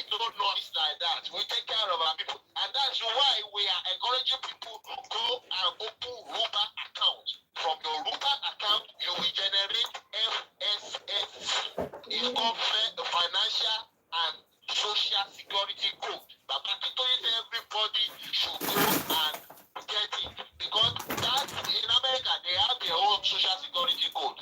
So Yoruba Nation, we have our database now through the Yoruba account. The code will be generated for you, and from that code we can manage you. We have your profile with us, your information. We can manage you, we can call you, we can provide for you. Are you getting it? Loud and clear. So that is what we are doing. So if you say you are Yoruba Nation, or what are the Yoruba Nation people doing, you will never know what we are doing because we are not making noise, and we don't have to make noise. But we are helping the indigenous Yoruba people. And because you are called Sule, Omotola, you are called Yoruba name, doesn't mean you are Yoruba indigenous. Hausa jẹ́ orúkọ Yorùbá. Àwọn Fúlàní tí ń jẹ́ orúkọ Yorùbá. Ìgbò tí ń jẹ́ orúkọ Yorùbá. We now have our database and we can track indigenous Yoruba people that are registered with us. Tàbágbà orílẹ̀-èdè wa tán. No Nigerian document to be used to verify and recognize you as a Yoruba person. You can only use FSSC because Yoruba Nation and the certificate will be given to you. So if you don't have that, bàbá ní pé ẹ máa lọ sọ́dọ̀ kábíyèsí ìlú yìí wà lọ sọ́dọ̀ kábíyèsí ìlú ẹ bá máa sọ fún ẹ wípé àwọn ọmọ bàbá ẹ nílẹ̀ yìí. That means wípé you are second class citizen ní ọkọ wa. It means you are second. You are never a Yoruba Nation agitator, struggler, and now we have the nation. You are part of it, and you cannot be identified by your local traditional rulers. You can only be accepted as a second-class citizen. You cannot benefit directly from the Yoruba dividends. That's the truth. That's the truth. That is what is going on now. We will encourage you, even if you don't want to open Yoruba account for any business, you want to send money home, or you want to keep money there, go and open it to collect that certificate, FSSC, your Yoruba social security code. Go and open it. You can call our customer care, RB Virtual Bank customer care line, or WhatsApp, and people will respond to you and help you out. Thank you very much. And before you go, in terms of getting the message to the grassroots, we know that many of our people are not online listening to us. What other method should we, I know we might not put everything out on the social media, but what other method should we be doing to engage the people in the rural area? Especially, we told them before the election, but because Tinubu was so loved, they didn't listen to us. But now that they probably don't even love Tinubu anymore because they are loving Buhari more than Tinubu now, maybe they will listen again. But how do we get the message to them? Forget those ones who say they don't hear anything. See, all these things you are doing on the YouTube, they may not watch it when you are doing it live like this. Okay. And they come and watch, they are download it. Okay. The grassroots and everything. Okay. Okay.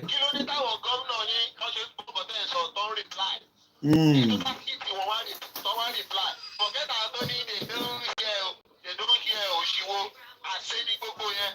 You want to go to tell people to media anything. Why do people that you have at that? I don't know to man sọ̀rọ̀. People Koikimedia to buy. So it shows one boy. Ìta ṣe lánàá tí a sọ̀rọ̀ nípa ẹni tó ṣe marine engineer tó ń wọ ọ̀kadà lórí channel kan lórí YouTube wa kan ó ti ní 1.8k view. That is on just one YouTube channel. Lórí the second backup YouTube channel the same day, ìyẹn ti gain 751. That is just under 12 hours. So I say people won't follow Yoruba Nation politicians, won't follow àwọn Yalata and co, won't follow. Gbogbo àwọn local people here won't follow, but wọ́n wò wípé ṣé ẹ̀yin tẹ̀ ń ṣe kìíní ṣé any capacity láti deliver ṣá. Can you achieve it? That is their own concern. Okay. Can you achieve it? But one more. Okay. Shigoni, thank you so much. All right, thank you. That has been Bishop Adesina is one of us, and we appreciate, we love him. because each time it comes in, it gives us that background conversation. And like you said, it is time now that, look,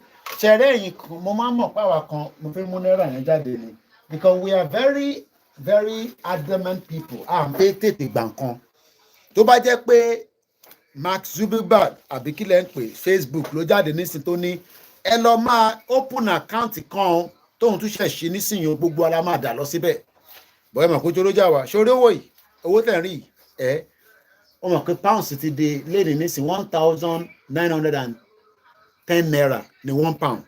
So £1 nísìn ṣé mo ní £1 ní níbà mo tiẹ̀ ti mọ̀ọ́mọ̀ tọ́jú £1 kan because ẹlòmíì ọmọ bí £1 ṣe rí màá fi wọ̀nyí nísìn mò ń bọ̀ ọ̀tọ́ náà pé ní wallet mi ló máa wà mò ń bọ̀ ìpè Koiki ní £1 mo gbọ́dọ̀ mú ṣe àgbàlagbà gbọ́dọ̀ ní £1 lọ́wọ́ sórí £1 yìí nísìn £1 yìí ní sùúrù má sá lọ owó tẹ̀ ń wò yìí orí ìyá ṣàlí ló ṣì wà ń bẹ̀ láìpẹ́ a máa yọ orí yẹn kúrò because ìyá ṣàlí ti kú nísìn bàbá ṣàlí ló wà ń bẹ̀ àbọ̀ ọmọ ṣàlí owó yìí nísìn 1,500 lélẹ̀ mo sì nídìí ok màá ní kọ́ bá mi mo nídìí náírà sí ọba mi láti kó náírà díẹ̀ sí wa because náírà tí mò ń lò fi ṣe program kò wà enough to so màá ní kọ́ bá mi ṣẹ́ náírà kékèké tó bá ń bọ̀. As at today it is 1,900 ló máa fún ẹ ní £1 máa fún ẹ tó bá wá sọ pé èmi ò ní kówó tèmi lọ tá pamọ́ ẹ̀ síbì kan every day tẹ ṣe ń jí lówó yín di value èlé ó mọ̀ kó gbàdúrà lẹ́ẹ̀mẹ́ 200 in a day the naira will continue to devalue. You know why? Produce anything. African confidence ṣé kí n lámọ́lẹ̀ àbí ká sì fi sílẹ̀ bẹ́ẹ̀ ọ̀dà ẹ jẹ́ ká fún yín ní exposition kan ṣẹ́rí brother mi tó wọlé nísìn mo mọ̀ọ́mọ̀ máa sọ this time last week mo sọ fún yín pé I was very very excited and happy àbí bẹ́ẹ̀ kọ́ ó ní ìdí tí mo ṣe wà happy. We had a very strong Yoruba man to travel wá láti America tó wá kí mi ní UK. Arákùnrin tẹ̀ ń rí tó type tó ń comment lọ́wọ́lọ́wọ́ yìí African Confidential òun ni mo lọ bá ní London.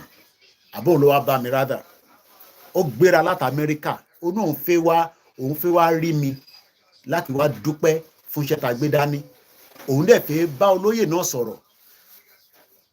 We took pictures. I'm not going to put it on the social media. Kò ń ṣe pé public kan lójú ẹ̀ wà, but I will not put it out for now.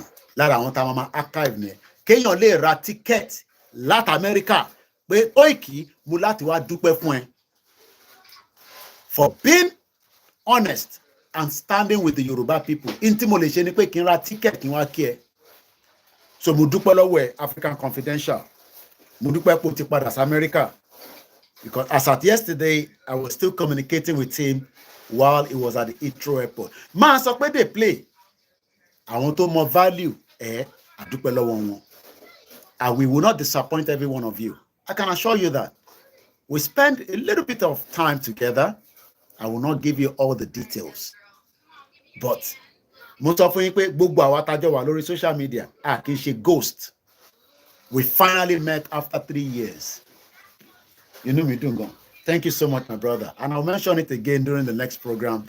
You know, that I'm always on my way out already, brother. Thank you so much for coming down to UK to see us. And Igbowo say I should say thank you so much as well for standing firm with it. Oh, Bob, be a dako sọ̀rọ̀ Igbowo anyhow lórí Twitter. Ilé oko wá sórí YouTube mọ́. Twitter lòun jókòó sí. Tó bá sọ̀rọ̀ Igbowo anyhow, it will come after you. Because you have not been able to convince him pé o lè ṣe ntí Igbowo ṣe. So ẹ̀yin tẹ́ wà lórí comment section ẹ bá mi dúpẹ́ lọ́wọ́ African Confidential kò ń ṣe ghost èèyàn ni even though we have spoken him before, but he came down finally to appreciate Yoruba nation in what we do. Àwọn náà dẹ̀ ṣe packaging pé ó yá ilé máa gbé lọ sí America padà láìpẹ́ èmi ni màá wá return trip yín wá sí America. Like I told you, I'll be coming to America I will be letting you know that. That is the beauty of what we are doing.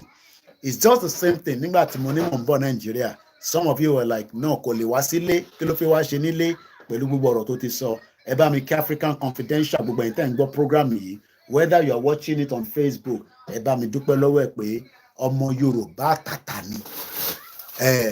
Ọmọ Yorùbá tàtà ni. Ó fi ọmọ kan wọ̀n. Ó fi ọmọ kan rather, ó fi ọmọ kan wọ̀n. But yes, you know, triple DRS, ẹ bá ń kí dáadáa. Thank you so much. You know, thank you very, very much.